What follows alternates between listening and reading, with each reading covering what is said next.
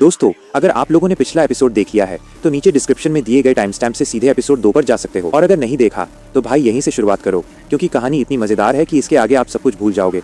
सच में ऐसा शानदार मनवा मैंने आज तक नहीं देखा। तो वीडियो खत्म होने से पहले जल्दी से लाइक, कमेंट और सब्सक्राइब कर देना, और हाँ, वीडियो को पूरा हाइप अप कर दो यार। सुबह के 7 बजे जब बटलर ने मेरे दरवाजे पर नॉक किया तब मेरी नींद खुली। मैं उठा, फ्रेश हुआ, ब्रेकफास्ट किया और अपनी स्कूल यूनिफॉर्म पहन ली। आज क्लास अवेकनिंग का दिन था, जो मेरी लाइफ का सबसे इंपॉर्टेंट डे था।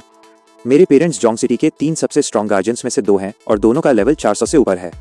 मैंने खुद से कहा कि मुझे एक अच्छी क्लास अवेकन करनी होगी ताकि उन्हें मेरी वजह से शर्मिंदा ना होना पड़े। बटलर का बेटा और मेरा बचपन का दोस्त जंगा कार के पास मेरा वेट कर रहा था। हम लिमोजीन की बैक सीट पर बैठे और स्कूल की तरफ निकल गए। वो थोड़ा परेशान लग रहा था, तो मैंने पूछा कि क्या तुम नर्वस हो? वो बोला, हाँ, कैसे ना हूँ। अगर मैंने शेफ या टेलर जैसी कोई लाइफ क्लास अवेकन कर ली तो मेरा तो गेम ओवर हो जाएगा। मैं बस अपने डैड की तरह तुम्हारा बटलर बनकर रह जाऊंगा। मुझे कॉम्बैट क्लास चाहिए। मुझे एलियन रेसेस से लड़ना है, लेवल अप करना है और देखना है कि लेवल 100 के पार की दुनिया कैसी होती है। मैंने उसे बोला कि बटलर होने में कोई बुराई नहीं है। उसके डैड की सब लोग बहुत रेस्पेक्ट करते हैं, पर उसने अपना सिर हिला दिया और बोला, इस दुनिया में सिर्फ कॉम्बैट क्लासेस की ही सच में रेस्पेक्ट होती है। मैं पीछे लीन हुआ और मैंने भी वही सोचा। भले ही मैं अपनी फैमिली की वजह से पूरी लाइफ आराम से जी सकता था, पर फिर भी मुझे इस दुनिया में रियल पावर चाहिए थी, क्योंकि स्ट्रेंथ ही सब कुछ है। जोंगशा ने मेरी तरफ देखा और बोला, तुम्हारे लिए तो सब सही रहेगा। तुम्हारे पेरेंट्स दोनों लेवल 400 हैं। अवेकनिंग में जेनेटिक्स बहुत मैटर करते हैं। तुम्हें शायद कोई हिडन क्लास या कोई स्ट्रॉन्ग डीपीएस क्लास मिलेगी जो मेरी क्लास से तो बहुत बेटर होगी। फिर उसने उम्मीद जताते हुए कहा कि उसके लिए एक वॉरियर या शील्ड वॉरियर बनना भी काफी होगा। जब हम Jong city number 1 middle school पहुंचे तो वहां पहले से ही बहुत सारी लग्जरी कार्स खड़ी थीं। जैसे ही हम अंदर गए, कई स्टूडेंट्स ने मुझे ग्रीट किया। मैंने सर हिलाकर उन्हें हेलो कहा। क्लास 2 ग्रेड 3 में जैसे ही मैं अपनी सीट पर बैठा, वांग यूची ने मेरा नाम जोर से पुकारा। पूरा क्लासरूम एकदम शांत हो गया। वो अपनी ठुड्डी ऊपर उठाए हुए मेरे पास आया और बोला, आज अवेकनिंग डे है।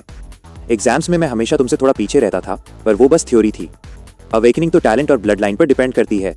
उसके डैड जन सिटी के 3rd पिलर हैं और उनका भी लेवल 400 है, इसलिए हमारी फैमिलीज हमेशा से राइवल्स रही हैं। वोंगिशिंग बचपन से ही खुद को मुझसे कंपेयर करता आया है और कभी जीत नहीं पाया।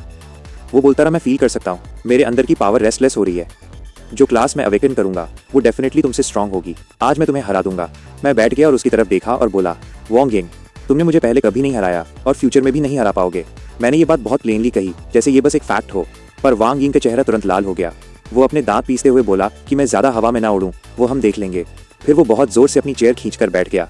जोंगशाओ ने मेरी तरफ झुककर धीरे से कहा कि ये तो बहुत डोमिनेंट था। मैंने उसे बताया कि मैं तो बस सच बोल रहा था। क्लास के बाकी लोग बात करने लगे कि मेरे और वांग यिंग में से कौन ज्यादा स्ट्रॉन्ग क्लास अवेकन करेगा। उन्होंने कहा कि दोनों की फैमिलीज के जीन्स स्ट्रॉन्ग हैं। कुछ लोग मेज या असासिन की उम्मीद कर रहे थे, तो कुछ ने कहा कि उन्हें कोई भी कॉम्बैट क्लास मिल जाए तो वो खुश हैं। अगर उन्हें गार्डनर जैसा कुछ मिला तो उन्हें एक नॉर्मल लाइफ एक्सेप्ट करनी पड़ेगी। सब लोग नर्वस थे क्योंकि ये लाइफ का सबसे बड़ा डिवाइड था। अच्छी क्लास मिली तो तुम ऊपर उठोगे, बुरी क्लास मिली तो नीचे ही रह जाओगे। सुबह 8 बजे हमारे टीचर ओल्जे अंदर आए और सबको जिम्नेजियम में चलने को कहा। हम सब एक साथ वहां गए। वो जगह पूरी तरह पैक थी। वहां पूरे सीनियर ईयर के 1000 से ज्यादा लोग थे। प्रिंसिपल ने स्पीच शॉर्ट रखी और अवेकनिंग सेरेमनी शुरू कर दी। वो लोगों को 10-10 के ग्रुप्स में पीछे के रूम्स में बुला रहे थे। जब जंगशा की टर्न आई तो वो बहुत टेंस हो गया। उसने मेरी तरफ देखा और कहा कि वो जा रहा है। मैंने उसे बोला, गुड लक। वांगी मेरे पास से गुजरा और बोला, बस देखते जाओ, मैं आज तुम्हें दिखाऊंगा कि रियल जीनियस क्या होता है। मैंने रूम 3 के डोर की तरफ देखा जहां जंगशाओ गया था। मैं उसके लिए थोड़ा वरीड था क्योंकि वो बहुत सेंसिटिव है और अगर उसे कोई यूजलेस क्लास मिली तो उसे बहुत बुरा लगेगा। कुछ मिनट्स बाद जंगशा बहुत खुश होते हुए बाहर आया। उसके हाथ में एक लकड़ी का लॉन्ग बो था और पीठ पर क्वेवर था। वो उछल रहा था और मेरा नाम चिल्लाते हुए कह रहा था कि उसे मार्क्समैन क्लास मिली है। क्राउड बहुत जोर से शोर मचाने लगा। लोग कह रहे थे कि ये एक strong long range combat class है और वो डंजन्स में बहुत अच्छा करेगा। वो एक्साइटेड होकर मेरे पास भागकर आया और बो दिखाते हुए बोला, ब्रदर फिंग, मेरे पास एक बो है, मैं एक कॉम्बैट क्लास हूँ। मैंने उसे कॉन्ग्रेचुलेशन कहा। मैं उसके लिए बहुत खुश था। तभी एक बहुत जोर का बूम साउंड आया, जैसे बादल गरजा हो, और पूरा जिम्नेजियम हिल गया। रूम 5 के ऊपर एक डार्क क्लाउड आ गया जिसमें पर्पल लाइटनिंग चमक रही थी। सब लोग बात करने लगे कि ये एक स्पेशल फेनोमेनन है जो सिर्फ पावरफुल हिडन क्लासेस के लिए होता है। लाइटनिंग स्ट्राइक होने के बाद वांग यिंग बाहर आया। उसके बाल खड़े थे और उसकी पूरी बॉडी पर ब्लू इलेक्ट्रिक आर्क्स चल रहे थे। उसके हाथ में एक डीप ब्लू लॉन्ग स्वॉर्ड थी जिसमें लाइटनिंग थी। वो बहुत एरोगेंट तरीके से चल रहा था और लोगों के शॉक्ड और जेलस फेसेस को देख रहा था। मैं वहां खड़ा था जब वांग यिशिंग मेरे पास आया। उसके आसपास अभी भी इलेक्ट्रिसिटी क्रैकल कर रही थी। उसने अपना थंडर स्वॉर्ड उठाया और मुझे बताया कि ये उसकी क्लास है, थंडर स्वॉर्ड्समैन। उसने कहा इसमें स्ट्रॉन्ग लाइटनिंग डैमेज और पैरालिसिस है, और भले ही उसके डैडी ने एक नॉर्मल स्वॉर्ड्समैन से शुरू किया था, पर उसने इस रेयर क्लास से शुरू किया है। उसने कहा वो अपने डैड से भी स्ट्रॉन्ग बनेगा, और उसने मुझसे पूछा कि मेरे पास उससे कंपेयर करने के लिए क्या है। मैंने बस सर हिलाया और कहा कॉन्ग्रेचुलेशन। मैंने अपनी वॉइस एकदम नॉर्मल रखी। जब मैंने कोई बड़ा रिएक्शन नहीं दिया तो वो थोड़ा फ्रस्ट्रेटेड लगा। इससे पहले कि वो कुछ और बोलता, प्रिंसिपल ने अगला ग्रुप बुलाया जिसमें मैं भी शामिल था। मैं उसके पास से गुजरा और अवेकनिंग रूम की तरफ बढ़ गया। मैं रूम 10 में गया। वो छोटा और डार्क था, जिसकी दीवारें ब्लैक मेटल की थीं। बीच में एक स्टोन पेडेस्टल था जिसके ऊपर एक क्रिस्टल बॉल रखी थी। मैंने अपना हाथ उस पर रखा। कुछ ही देर में मेरे दिमाग में एक डिंग साउंड आया। पैनल पर शो हुआ कि मैं एक स्मॉल टाइकून लेवल 1 के रूप में अवेकन हुआ हूँ। मेरे सारे एट्रीब्यूट्स 10 पर थे, जो कि बिल्कुल एवरेज होता है। स्किल का नाम था मनी स्मैश, जिसमें स्ट्रेंथ का 3 टाइम्स डैमेज देने के लिए एक गोल्ड कॉइन खर्च होता है। ये एक ट्रैश क्लास लग रही थी, पर तभी मैंने उसकी टैलेंट देखी, मनी कॉन्कर्स ऑल। ये टेम्परेरी थी, सिर्फ 5 मिनट्स के लिए। इससे मैं रियल मनी को गोल्ड कॉइन्स में कन्वर्ट कर सकता था 100 to 1 के रेशियो पर, और मैं गोल्ड कॉइन स्पेंड करके अपनी क्लास के पोटेंशियल को अपग्रेड कर सकता था। ये टैलेंट 5 मिनट्स बाद डिसअपियर होने वाली थी। मैंने टाइम वेस्ट नहीं किया और अपने बैंक कार्ड से 2 मिलियन कन्वर्ट करके 20,000 गोल्ड कॉइन्स ले लिए। फिर मैंने 100 गोल्ड यूज करके इसे अपग्रेड किया और ये टाइकून बन गया। सारे एट्रीब्यूट्स 5 पॉइंट्स बढ़ गए और मनी स्मैश का डैमेज स्ट्रेंथ का 5 टाइम्स हो गया। अगला अपग्रेड 1000 गोल्ड का था। मैंने वो भी किया और मैं ग्रेट वेल्दी मैन बन गया, जिससे एट्रीब्यूट्स और स्किल्स और ज्यादा स्ट्रॉन्ग हो गए। फिर अगले अपग्रेड के लिए 10,000 गोल्ड चाहिए थे। मैंने उसे किया और फाइनेंशियल मैग्नेट बन गया। मुझे अपनी बॉडी में पावर मूव होती हुई फील हुई। अब अगले अपग्रेड के लिए 100,000 गोल्ड कॉइन्स चाहिए थे, यानी रियल मनी में 10 मिलियन। मेरे पास सिर्फ 8,900 गोल्ड बचे थे, जो काफी नहीं थे। काउंटडाउन अब 3 मिनट्स और 28 सेकंड्स पर था। ये मेरा चांस था सब कुछ बदलने का, तो मैं यहाँ रुक नहीं सकता था। मैंने अपना फोन निकाला और अपने डैड को कॉल किया। मैंने उन्हें बताया कि मैं अवेकनिंग के बीच में हूँ और मुझे बहुत सारे पैसे तुरंत ट्रांसफर चाहिए, जितने ज्यादा हो सके उतने अच्छे और बहुत फास्ट, क्योंकि मेरे पास सिर्फ 3 मिनट्स हैं। उन्होंने कोई क्वेश्चन नहीं पूछा, बस ओके कहा और फोन हैंग अप कर दिया। मैं काउंटडाउन को गिरते हुए देखते हुए वेट करने लगा। जब 1 मिनट बचा था, तब बैंक का मैसेज आया। मेरे डैड ने 150 बिलियन भेजे थे। मैंने वो सारे कन्वर्ट कर लिए और मुझे 15 बिलियन गोल्ड कॉइन्स मिले। मैंने तुरंत अपनी क्लास के पोटेंशियल को अपग्रेड करने के लिए टैलेंट का यूज किया। मैंने पहले 100,000 गोल्ड खर्च किए, फिर 1 मिलियन, फिर 10 मिलियन, फिर 100 मिलियन और फाइनली आखिरी अपग्रेड पर 1 बिलियन स्पेंड किए। हर बार क्लास एडवांस होती गई और मेरे एट्रीब्यूट्स और स्किल्स बहुत ज्यादा स्ट्रॉन्ग होते गए। 5 मिनट्स बाद टैलेंट डिसअपियर हो गया। जब लाइट फेड हुई तो मेरी नई क्लास थी God of wealth, unique level 1, पर मेरे सारे 4 एट्रीब्यूट्स 1000 पर थे और मेरे पास 388 मिलियन गोल्ड कॉइन्स अभी भी बचे थे। मेरे स्किल्स थे मनी टॉक्स, जो मुझे ट्रू डैमेज के लिए गोल्ड कॉइन स्पेंड करने देता है, और मनी मेक्स द डेविल मिल, जो मुझे मेरे ही एट्रीब्यूट्स वाले 10 मनी घोस्ट समन करने देता है। रूम के बाहर 4 मिनट्स बीत चुके थे और अंदर से कोई रिएक्शन नहीं आया था। वॉन्ग यिचिंग वहाँ खड़ा था और बोला कि मैं शायद बिल्कुल ऑर्डिनरी हूँ, चाहे मेरे पेरेंट्स कितने भी स्ट्रॉन्ग क्यों ना हो। बाकी स्टूडेंट्स भी यही विस्पर कर रहे थे। तभी मेरे रूम से एक बहुत ही ब्राइट गोल्डन लाइट बाहर निकली। वो वॉन्ग यिचिंग के अवेकनिंग की लाइटनिंग से भी बहुत ज्यादा स्ट्रॉन्ग थी। वो लाइट जिम्नेजियम के डोम को चीरते हुए आसमान में चली गई और ऊपर एक बहुत बड़ा एंशिएंट कॉइन का फैंटम बन गया। मैं रूम से बाहर आया, सब लोग मुझे ही घूर रहे थे। आसमान में उस बड़े गोल्डन कॉइन के आने के बाद वॉन्ग यिंग मेरे पास आया और मेरा रास्ता ब्लॉक कर दिया। उसने बहुत जल्दी में पूछा कि तुमने क्या अवेकन किया है। मैंने उसे कहा कि ये एक सीक्रेट है। वो गुस्सा हो गया, पर मैं उसके पास से गुजरकर लाइनअप में वापस चला गया। जोंग शाओ भाग कर आया और उसने मुझे हग कर लिया। उसने कहा कि वो गोल्डन कॉइन अनबिलीवेबल था और मेरा फेनोमेनन वॉन्ग यिंग के फेनोमेनन से बहुत बड़ा था। बाकी क्लासमेट्स भी मेरे आसपास इकट्ठा हो गए और मुझे कॉन्ग्रेचुलेट करने लगे। कह रहे थे, यंग मास्टर लू, फ्यूचर में हमें कैरी करना। मैं मुस्कुराया और उन्हें थैंक यू कहा। फिर मैं एक कॉर्नर में गया और अपने डैड को कॉल किया ताकि उन्हें बता सकूं कि क्या हुआ, पर उन्होंने फ़ोन नहीं उठाया। मैंने 1-2 बार और ट्राई किया और अपनी मॉम को भी कॉल किया, पर किसी ने आंसर नहीं दिया। मुझे लगा वो किसी मिशन पर बिजी होंगे, तो मैंने फ़ोन रख दिया। जब पूरी अवेकनिंग सेरेमनी खत्म हुई तो प्रिंसिपल स्टेज पर वापस आए। उन्होंने कहा, इस साल सब कुछ बहुत अच्छा रहा, और फिर उन्होंने इनिशियल डंजन के बारे में बताया। जो भी अभी अवेकन हुआ है उसे इसमें एंटर करने का एक फ्री चांस मिलता है। इसमें 15 लेवल्स होते हैं और तुम जितना आगे जाओगे उतने ही अच्छे रिवॉर्ड्स और इवैल्यूएशन मिलेगी। प्रिंसिपल ने कहा कि स्कूल डंजन रैंकिंग्स के टॉप 100 लोगों को एक्स्ट्रा रिवॉर्ड्स देगा। फर्स्ट प्लेस वाले को एक exclusive equipment blind jar unbound मिलेगा। बहुत से लोग एक्साइटेड हो गए क्योंकि उस जार से तुम्हारी अपनी क्लास के हिसाब से इक्विपमेंट मिल सकता था और कभी कभी बहुत अच्छी चीजें भी मिलती थीं। मुझे वो जार चाहिए था। मेरी क्लास के एट्रीब्यूट्स तो हाई थे, पर मैं नॉर्मल वेपन्स या आर्मर यूज नहीं कर सकता था, इसलिए मुझे एक्सक्लूसिव आइटम्स की जरूरत थी। वॉन्ग यिंग फिर से मेरे पास आया और बोला कि हम दोनों के पास स्पेशल क्लासेस हैं जिनके फेनोमेना हुए थे, पर वो प्रूव करेगा कि वो ज्यादा स्ट्रॉन्ग है। जोंग शाओ ने उसे कहा कि ज्यादा एरोगेंट मत बनो, क्योंकि मेरा फेनोमेनन बहुत बड़ा था। वॉन्ग यिशिंग ने स्नॉट किया और जोर से बोला कि उसकी इनिशियल स्ट्रेंथ 60 पॉइंट्स है। आसपास के सभी लोग शॉक्ड हो गए और बात करने लगे कि ये कितना क्रेजी है। वो मेरे रिएक्शन का वेट करने लगा। मैंने बस उसकी तरफ देखा और बोला, ओह, मैं उसकी 60 स्ट्रेंथ से बिल्कुल इम्प्रेस नहीं था। मेरे पैनल पर 1000 स्ट्रेंथ थी, तो 60 मेरे लिए कुछ भी नहीं था। वॉन्ग यिंग का चेहरा डार्क रेड हो गया। उसने अपने दांत पीसते हुए कहा कि मुझे वेट करना चाहिए और देखना चाहिए कि डंजन में कौन अच्छा करता है। फिर प्रिंसिपल ने बड़े क्रिस्टल बॉल पर अपना हाथ रखा और कहा, सभी स्टूडेंट्स टेलीपोर्ट होने के लिए प्रिपेयर हो जाएं। एक ग्रे लाइट निकली और उसने सबको कवर कर लिया। अगले ही सेकंड पूरा जिम्नेजियम खाली हो गया। मैंने एक ग्रे और एम्प्टी स्पेस में अपनी आंखें खोली। एक मैकेनिकल वॉइस ने कहा, the first challenge is starting with 10 monsters. मेरे सामने 10 रेड लाइट्स आईं और वो टस्क बोर्स में बदल गईं। मैंने तुरंत फुल पावर से अपने मनी घोस्ट को समन किया, जिसमें मैंने 100,000 गोल्ड कॉइन स्पेंड किए। मेरे आसपास 10 गोल्डन फिगर्स आ गए। वो 2 मीटर्स लंबे थे, गोल्ड जैसे मसल के बने थे, और जहां उनका फेस होना चाहिए वहां एक बड़ा कॉइन मार्क था। हर एक के पास हर एट्रीब्यूट में 1000 पॉइंट्स थे।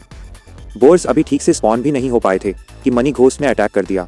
एक कैजुअल स्विंग से ही सामने से सारे 10 बोर्स इंस्टेंटली क्रश हो गए। 2000 से ऊपर के डैमेज नंबर्स पॉपअप हुए और बोर्स रेड लाइट में एक्सप्लोड हो गए। ये सब एक ही हिट में खत्म हो गया। सिस्टम ने कहा, लेवल 1 क्लियर्ड इन 1 सेकेंड। मुझे 100 एक्सपीरियंस मिला और मैं तुरंत लेवल 2 पर पहुंच गया। मेरे सारे एट्रीब्यूट्स 1000 से 1100 हो गए। मनी घोस्ट्स भी थोड़े बड़े हो गए और उनकी अटैक पावर बढ़ गई। मैंने पैनल देखा और मुझे बिलीव नहीं हो रहा था। एक नॉर्मल क्लास को लेवल अप करने पर टोटल लगभग 40 एट्रीब्यूट पॉइंट्स मिलते हैं। वॉन्गचिंग की हिडन क्लास को भी शायद टोटल 100 के आसपास मिलते होंगे, पर मुझे 400 मिले थे। लेवल अप होने के साथ ये गैप और बड़ा होने वाला था। मैं वहाँ खड़ा थोड़ा मुस्कुरा रहा था। मैं सच में बहुत स्ट्रांग था। मुझे तुरंत रियलाइज हो गया कि ये क्लास कितनी ब्रोकन है। मैं जितना स्ट्रांग होता, मेरे मनी घोस्ट्स उतने ही स्ट्रांग होते। वो जितने स्ट्रांग होते, उतनी ही फास्ट वो मॉन्स्टर्स को क्लियर करते। वो जितना फास्ट क्लियर करते, मैं उतना ही फास्ट लेवल अप होता, और मैं जितना फास्ट लेवल अप होता, और मैं जितना फास्ट लेवल अप होता, मैं उतना ही स्ट्रांग बनता। ये एक परफेक्ट लूप था जिसका कोई एंड नहीं था। मैंने अपने आसपास उन 10 गोल्डन फिगर्स को देखा और हंसा। आने दो, जो भी स्टॉर्म आना है। स्टेडियम के बाहर बिग स्क्रीन पर सबने मेरा लेवल 1 से 2 होते हुए देखा। टीचर्स ने इसे सबसे पहले नोटिस किया। फिर उन्होंने देखा कि मैंने पहला लेवल 1 सेकंड में क्लियर कर लिया। वो कहने लगे कि ये पक्का कोई बग होगा, पर इससे पहले कि उनका आर्ग्यूमेंट खत्म होता, स्क्रीन पर मेरा लेवल क्रेजी तरीके से फ्लैश करने लगा। 2, फिर 5, फिर 8 और फिर 10। सब लोग एकदम साइलेंट हो गए। टीचर्स अपना मुंह खोले घूर रहे थे। ओल्ड जॉन्ग रेलिंग पकड़कर कांप रहे थे। वाइस प्रिंसिपल ने कहा कि ये बग नहीं हो सकता, क्योंकि हर बार क्लियर करने का टाइम थोड़ा अलग था। उन्हें रियलाइज हो गया कि मैं सच में इतनी फास्ट लेवल्स क्लियर कर रहा था। डंजन के अंदर मैं लेवल के बाद लेवल क्लियर करता गया। मेरे मनी घोस्ट ने सब कुछ फाड़ कर रख दिया। 20 वोल्व्स, 50 जंगल लेपर्ड्स, 100 आयरन बियर्स, सब कुछ सेकंड्स में खत्म। मैं लेवल 3 फिर 4 पर पहुंच गया। मेरे एट्रीब्यूट्स हर बार 100 से बढ़ते जा रहे थे और मनी घोस्ट भी मेरे साथ ग्रो कर रहे थे। जब मैं लेवल 15 पर पहुंचे, जो कि फाइनल चैलेंज था, तो वहां 200 एलिट ब्लडथर्स्टी लिजार्ड्स थे। वो लेवल 10 के थे और उन्हें इस डंजन का सबसे मुश्किल पार्ट माना जाता था। मैंने मनी घोस्ट्स को उन्हें साफ करने को कहा। उन्होंने उन 200 लिजार्ड्स को 3 सेकंड्स में खत्म कर दिया। मुझे 30,000 एक्सपीरियंस मिला और मैं लेवल 5 पर पहुंच गया। मेरे एट्रीब्यूट्स 1400 तक पहुंच गए। डंजन अब खत्म हो जाना चाहिए था और मुझे बाहर टेलीपोर्ट हो जाना चाहिए था, पर वो व्हाइट लाइट नहीं आई। ग्रे आसमान अचानक से ब्लड रेड हो गया। टेम्परेचर बहुत फास्ट गिरा और हवा में खून की बहुत स्ट्रॉन्ग स्मेल आने लगी। मुझे एक वार्निंग पॉपअप दिखा। मैंने पहले 15 लेवल 100 सेकंड से कम में क्लियर किए थे, इसलिए एक हिडन लेवल अनलॉक्ड हुआ था जिसे शूरा स्टेज कहते हैं। इसमें 2 चॉइसेस थी, या तो अभी निकल जाओ और हाईएस्ट रेटिंग एसएसएस ले लो, या फिर इस हिडन लेवल में एंटर करो। अगर मैं जीता तो सारे रिवॉर्ड्स डबल हो जाएंगे, अगर हारा तो मैं मर भी सकता हूँ। मैंने डेंजर की वार्निंग की तरफ देखा भी नहीं। मैंने बस डबल रिवॉर्ड्स देखा और कंफर्म प्रेस कर दिया। मेरे पास मिलियंस में गोल्ड था और एट्रीब्यूट्स ऐसे थे जो बाकी सबको क्रश कर दें, तो पीछे हटने का कोई रीजन ही नहीं था। मेरे नीचे की जमीन एक ब्लड रेड वॉर्टेक्स में कोलैप्स हो गई और उसने मुझे अंदर खींच लिया। जब मैंने आंखें खोली, मैं एक बहुत बड़े एंशिएंट बैटलफील्ड पर खड़ा था। वहां ब्लैक स्कॉच्ड अर्थ, टूटे हुए वेपन्स और जाइंट बोन्स हर तरफ थे। एक स्ट्रॉन्ग हवा चल रही थी और रोने जैसी आवाजें आ रही थीं। फिर जमीन हिलने लगी और हर डायरेक्शन से हजारों ब्लैक अबिसल वोल्व्स लेवल 10 एक ब्लैक टाइड की तरह चार्ज करते हुए आए। टोटल 500 वोल्व्स थे। मैंने अपने मनी घोस्ट को जाने को कहा। वो गोल्डन ब्लर्स में बदल गए और सीधे उनके पैक में घुस गए। हर एक के पास अब 1400 स्ट्रेंथ थी और उनका अटैक 2800 डैमेज से ऊपर था। जब भी तुम अगला भाग चाहो बस ये रहा आपकी स्क्रिप्ट का भाग 2 पार्ट 2, बिना किसी बदलाव के। भाग 2 पार्ट 2। वोल्व्स उनके पास भी नहीं भटक पा रहे थे, इंपैक्ट होते ही एक्सप्लोड हो रहे थे। एक्सपीरियंस इतना फास्ट आ रहा था कि नोटिफिकेशंस एक लॉन्ग बस साउंड बन गए थे। मैं 1 मिनट से कम में लेवल 6 फिर 7 पर पहुंच गया। मेरे एट्रीब्यूट्स टोटल और 200 पॉइंट्स बढ़ गए और मनी घोस्ट और स्ट्रांग हो गए। जब आखिरी वोल्फ गिरा तो बैटलफील्ड 1 सेकंड के लिए एकदम शांत हो गया। फिर जमीन में एक बहुत बड़ा क्रैक खुला और उसमें से लावा निकलने लगा। एक 10 मीटर लंबा हेल डेमन जनरल लेवल 50 बाहर निकला, जिसके पास 2 मिलियन हेल्थ थी और उसने थिक डार्क रेड आर्मर पहना था। वो बहुत जोर से रोर किया और उस साउंड वेव से बचे हुए वोल्व्स के कॉप्स उड़ गए। मेरे मनी घोस्ट उसकी तरफ भागे और उसे पंचेस मारना शुरू किया, पर डैमेज बहुत छोटा था, मुश्किल से कुछ 100 पॉइंट्स का, क्योंकि उसकी डिफेंस बहुत हाई थी। वो उसे बेयरली स्क्रैच कर पा रहे थे। मैंने उस जाइंट बॉस की तरफ देखा और थोड़ा मुस्कुराया। मैंने खुद से कहा, फिजिकल डिफेंस ब्रेक करने के लिए बहुत हाई है ना, तो मैं तुम्हें पैसे के नीचे दफन कर दूंगा। मैंने अपना राइट हैंड उठाया और उसकी तरफ पॉइंट किया। मैंने अपनी मनी टॉक स्किल एक्टिवेट की और 10,000 गोल्ड कॉइन स्पेंड किए। आसमान में एक चक्की के पत्थर जितना बड़ा जाइगेंटिक गोल्ड कॉइन आया और सीधे उस हेल डेमन जनरल पर जाकर गिरा। इसने 1 मिलियन ट्रू डैमेज दिया। बॉस की 2 मिलियन हेल्थ में से आधी हेल्थ एक ही हिट में गायब हो गई। ट्रू डैमेज डिफेंस को इग्नोर करता है, इसलिए उसके आर्मर से कोई फर्क नहीं पड़ा। मैंने फिर से अपना हाथ उठाया और बाकी 10,000 गोल्ड स्पेंड किए। दूसरा कॉइन लगते ही बॉस इंस्टेंटली ढेर हो गया। वो लाइट में एक्सप्लोड हुआ और वहां एक बड़ा क्रेटर बन गया। मुझे 80,000 एक्सपीरियंस मिला। मेरा लेवल 7 से सीधे 13 पर जंप कर गया। मेरे सारे एट्रीब्यूट्स 2200 तक बढ़ गए। सिस्टम ने मुझे कुछ लूट दिया, पर वो सारा वॉरियर या मेज की क्लास के लिए रेस्ट्रिक्टेड था, इसलिए मैं उनमें से कुछ यूज नहीं कर सकता था। मैंने उसे अपने बैकपैक में फेंक दिया। फिर बैटलफील्ड कोलैप्स होने लगा और फाइनल सेटलमेंट स्क्रीन आई। मुझे हिडन शूरा लेवल क्लियर करने के लिए एसएसएस रेटिंग मिली और हिडन स्टेज होने की वजह से सारे रिवॉर्ड्स डबल हो गए। फाइनल रिवॉर्ड्स थे 200,000 gold coins, 2 free skill points और एक diamond tier exclusive equipment blind box. मैंने ब्लाइंड बॉक्स खोला और मुझे एक डायमंड ग्रेड बूट्स मिले, जिसे टाइकून्स बूट्स कहते हैं। इनमें कोई डिफेंस या स्टैट्स नहीं थे, पर ये प्लस 200% मूवमेंट स्पीड देते थे। ये अर्ली गेम के लिए परफेक्ट था, नॉर्मल रनिंग से 3 गुना फास्ट। मैंने उन्हें तुरंत पहन लिया और खुद को बहुत लाइट फील करने लगा।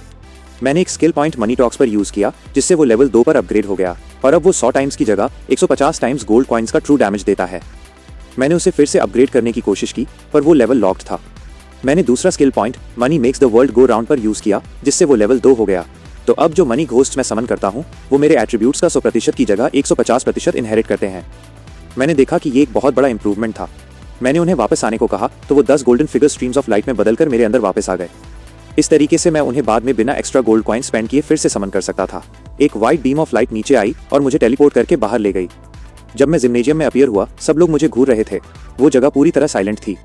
दर्जनों टीचर्स और स्टाफ मुझे ऐसे देख रहे थे जैसे उन्होंने पहले कभी ऐसा कुछ न देखा हो। मेरी यूनिफॉर्म अभी भी एकदम क्लीन और नीट थी, जैसे मैं बस एक छोटी वॉक पर गया हूँ। बिग स्क्रीन पर शो हो रहा था कि मैंने सारे 15 फ्लोर्स क्लियर कर लिए हैं। लोग चिल्लाने लगे कि ये इम्पॉसिबल है, क्योंकि पुराना रिकॉर्ड सिर्फ 12 फ्लोर्स का था। फिर स्क्रीन पर bright purple gold light flash हुई और मेरी फाइनल रेटिंग दिखाई एसएसएस। पूरा स्टेडियम एक्सप्लोड हो गया। टीचर्स कह रहे थे एसएसएस रैंक, ये स्कूल की 100 साल की हिस्ट्री में कभी नहीं हुआ। कुछ लोग अपनी आंखों पर बिलीव नहीं कर पा रहे थे। वाइस प्रिंसिपल अपनी चेयर पर स्टंट बैठे थे। मैं बस वहां अपने हाथ पॉकेट्स में डाले खड़ा वेट कर रहा था। तो डंजन क्लियर करने के बाद मैं स्टेडियम के बीच में हाथ पॉकेट्स में डाले खड़ा था। बिग स्क्रीन पर सबसे ऊपर पर्पल और गोल्ड लेटर्स में मेरा नाम था। First place Lufang, 15 floors cleared, SSS rating. Wang Yixing second पे था, जिसका लेवल सिर्फ 2 था। मैं ये देखकर थोड़ा मुस्कुराया। क्राउड में किसी को अभी तक ये नहीं पता था कि मैंने नॉर्मल 15 लेवल्स के साथ साथ 3000 अबीज वोल्स को भी मारा है और उस लेवल 50 के 2 मिलियन हेल्थ वाले हेल डेमन जनरल को भी बस कुछ ही मिनट्स में साफ किया है। उन्होंने बस फाइनल रैंकिंग देखी थी, अभी टेलीपोर्टर एरे लिट अप हुआ और एलिमिनेट हुए स्टूडेंट्स का पहला ग्रुप बाहर आया। उनमें से ज्यादातर लोग राउंड 2 या 3 में ही नॉकआउट हो गए थे। वो काफी बीटअप लग रहे थे और कुछ को इंजरीज भी थीं।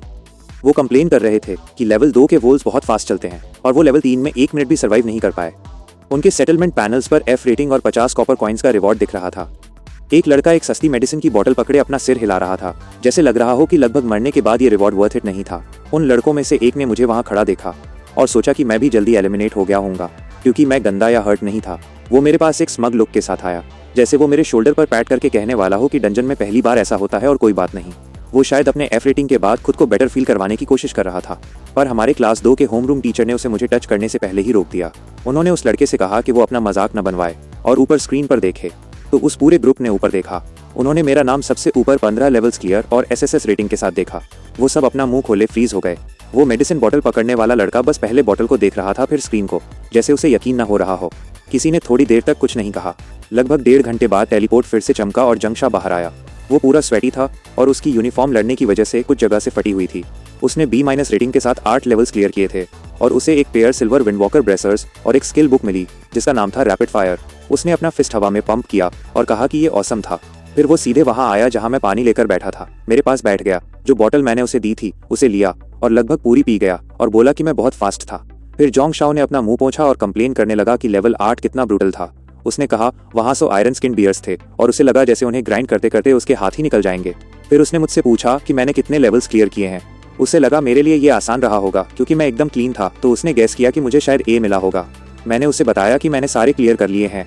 जंगशा ने जो पानी वो पी रहा था उसे स्पिट कर दिया और जोर से खांसने लगा। उसने कहा मैं मजाक कर रहा हूँ क्योंकि स्कूल रिकॉर्ड सिर्फ 12 लेवल्स का है। वो खुद स्क्रीन चेक करने के लिए घुमा और वहां देखते ही फ्रीज हो गया। वो 15 लेवल्स और एसएसएस रेटिंग को घूर रहा था, फिर मेरी तरफ देखता, फिर स्क्रीन को। उससे पहले तो एक सेंटेंस भी नहीं निकल रहा था। फाइनली उसने पूछा कि क्या तुम सच में ह्यूमन हो। डंजन शुरू होने के लगभग 2 घंटे और 8 मिनट्स बाद टेलीपोर्ट आखिरी बार लिट अप हुआ और वांग यिचिंग बाहर आया। उसने A रेटिंग के साथ 12 लेवल्स क्लियर किए थे और उसे सिल्वर थंडर गॉन्टलेट्स, एक सिल्वर गेल नेकलेस और एक स्किल बुक मिली जिसका नाम था ब्लॉक। वो पूरा खून से लथपथ था और उसकी यूनिफॉर्म फटी हुई थी, पर वो बहुत प्राउड लग रहा था। उसने कहा उसने पुराना स्कूल रिकॉर्ड आधे घंटे से तोड़ दिया है और वो एक स्मर्क के साथ सीधे मेरे पास आया। उसने मुझे ऊपर से नीचे देखा और बोला कि मैं लगभग आराम करने के लिए जल्दी बाहर आ गया था क्योंकि मैं अभी भी एकदम क्लीन हूँ।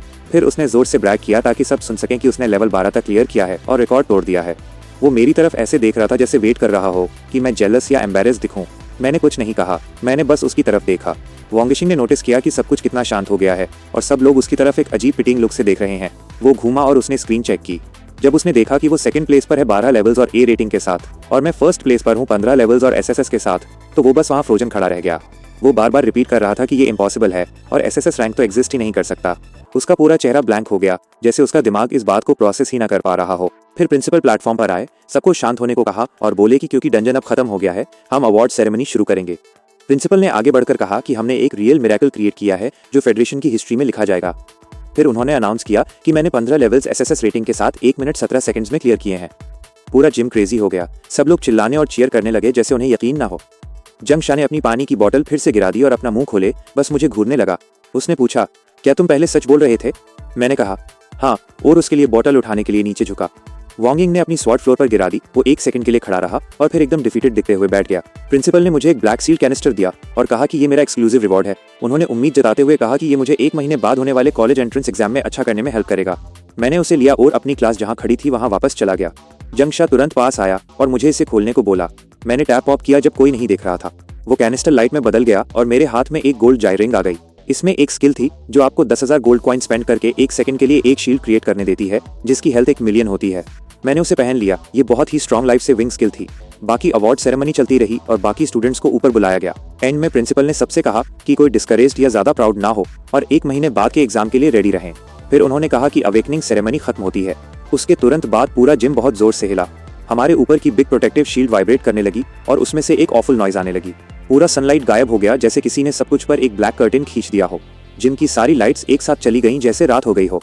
लोग चिल्लाने लगे और पूछने लगे कि क्या हुआ। तभी ऊपर से 3 फिगर्स जिनके आसपास डार्क रेड एनर्जी थी नीचे फ्लोट करते हुए आए और उनके तुरंत बाद 100 से ऊपर लोग जो ब्लैक कॉम्बैट सूट्स पहने थे और जिनकी चेस्ट्स पर रेड वोल्फ हेड बैजेस थे लैंड हुए और उन्होंने पूरी जगह को सराउंड कर लिया। प्रिंसिपल आगे बढ़े और चिल्लाते हुए पूछा कि तुम लोग कौन हो और तुम्हारी हिम्मत कैसे हुई अंदर घुसने की।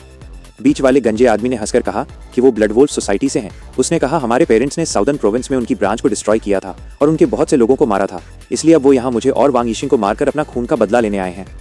प्रिंसिपल ने पूछा कि वो क्या चाहते हैं और उन्हें 3 पिलर्स और गार्ड टीम की धमकी दी। उस गंजे आदमी ने कहा कि तीनों पिलर्स अभी इस रिफ्ट पर रॉयड से डील करने के लिए बाहर गए हैं और उन्होंने जिम के ऊपर एक स्पेशल बैरियर सेट किया है जिसे डार्क नाइट कैनोपी कहते हैं। उसने कहा बैरियर के अंदर से कोई सिग्नल बाहर नहीं जा सकता और बाहर किसी को कुछ सुनाई नहीं देगा, चाहे वो सबको मार क्यों ना दें। प्रिंसिपल ने अपना इमरजेंसी कम्युनिकेटर ट्राई किया पर कोई सिग्नल नहीं मिला। फिर उन्होंने और वाइस प्रिंसिपल ने अपनी फुल पावर से बैरियर पे अटैक किया। वाइस प्रिंसिपल ने एक जाइंट फ्लेमिंग एक्स स्विंग किया और प्रिंसिपल ने कोई जाइंट लाइट फिगर समन किया, पर जब वो हिट हुए तो दोनों बहुत जोर से पीछे ब्लास्ट हो गए। उन्होंने खून खासा और स्टेज पर जा गिरे। वो बैडली हर्ट दिख रहे थे। उस गंजे आदमी ने उन्हें देखा और बोला कि फन अब खत्म हुआ। उसने अपना हाथ उठाया और मेरे और वांग यिंग को छोड़कर बाकी सबको मार देने का ऑर्डर दे दिया। ऑर्डर मिलते ही उन 100 से ऊपर ब्लैक सूट वाले लोगों ने अटैक शुरू कर दिया। उन्होंने विंड ब्लेड्स, फायरबॉल्स और शैडो एरोज सीधे स्टूडेंट्स पर फेंके। सब लोग पैनिक में चिल्लाने और भागने लगे। टीचर्स आगे बढ़े और उन्होंने अटैक्स को ब्लॉक करने के लिए अर्थ वॉल्स, वाटर कर्टन्स और होली लाइट शील्ड्स बनाए। फ्रंट में एक्सप्लोजन्स की वजह से टेबल्स और चेयर्स गिर गए। प्रिंसिपल जख्मी होने के बाद भी वापस उठे और उन्होंने सारे टीचर्स से कहा कि लाइन होल्ड करें और स्टूडेंट्स को प्रोटेक्ट करें चाहे जो हो जाए। फिर उन्होंने वाइस प्रिंसिपल से लेफ्ट वाले गाय को स्टॉल करने को कहा जबकि वो खुद उस गंजे लीडर के पीछे गए।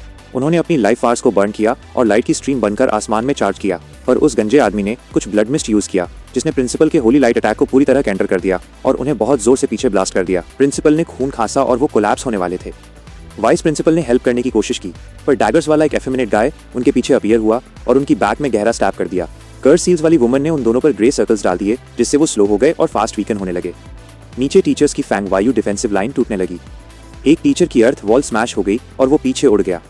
ब्लैक सूट वाले लोग अंदर घुस गए और स्टूडेंट्स को डायरेक्टली हिट करने लगे। स्टूडेंट्स चिल्लाते हुए हर तरफ भाग रहे थे, कुछ डर के मारे गिर रहे थे। मेरे पास के एक स्टूडेंट ने कहा कि कर्स अटैकर्स सारे लेवल 40 या उससे ऊपर के हैं और उनके तीनों लीडर्स लेवल 100 से ऊपर के होंगे क्योंकि वो प्रिंसिपल को इतनी आसानी से बीट कर रहे हैं। उसने कहा हमारे फाइट बैक करने का कोई चांस ही नहीं है, पर मैं वहां था। मेरा लेवल भले ही 13 था पर मेरे टोटल स्टैट्स पहले से ही 2200 पर थे। मेरा मनी घोस्ट मुझसे 1.5 टाइम स्ट्रॉन्ग था, यानी 3300 पॉइंट्स। वो नीचे के लोगों से डील करने के लिए मोर देन इनफ था। मैंने उन्हें कॉल करने और फील्ड साफ करने के लिए एक स्टेप आगे बढ़ाया। तभी मेरे 2 दोस्तों वांग यिंग और जंगशा ने दोनों तरफ से मेरे आर्म्स पकड़ लिए। वांग यिंग के फेस पर फाइट की वजह से खून था, पर उसने उसे वाइप भी नहीं किया। वो चिल्लाया कि मैं क्रेजी हूँ और अपनी जान फेंकने जा रहा हूँ। जंगशा ने भी मुझे पकड़ा था। उसकी वॉइस कांप रही थी। उसने कहा अंदर मत भागो क्योंकि भले ही मैंने 15वां फ्लोर क्लियर किया है पर मैं अभी अभी अवेकन हुआ हूँ। वांग यिशिंग ने कहा अगर मैं अंदर गया तो इंस्टेंटली मारा जाऊंगा। वो दोनों सोच रहे थे कि मैं एक नए गाय के हिसाब से स्ट्रांग हूँ, पर उन लोगों के सामने कुछ भी नहीं हूँ जो सालों से अवेकन है।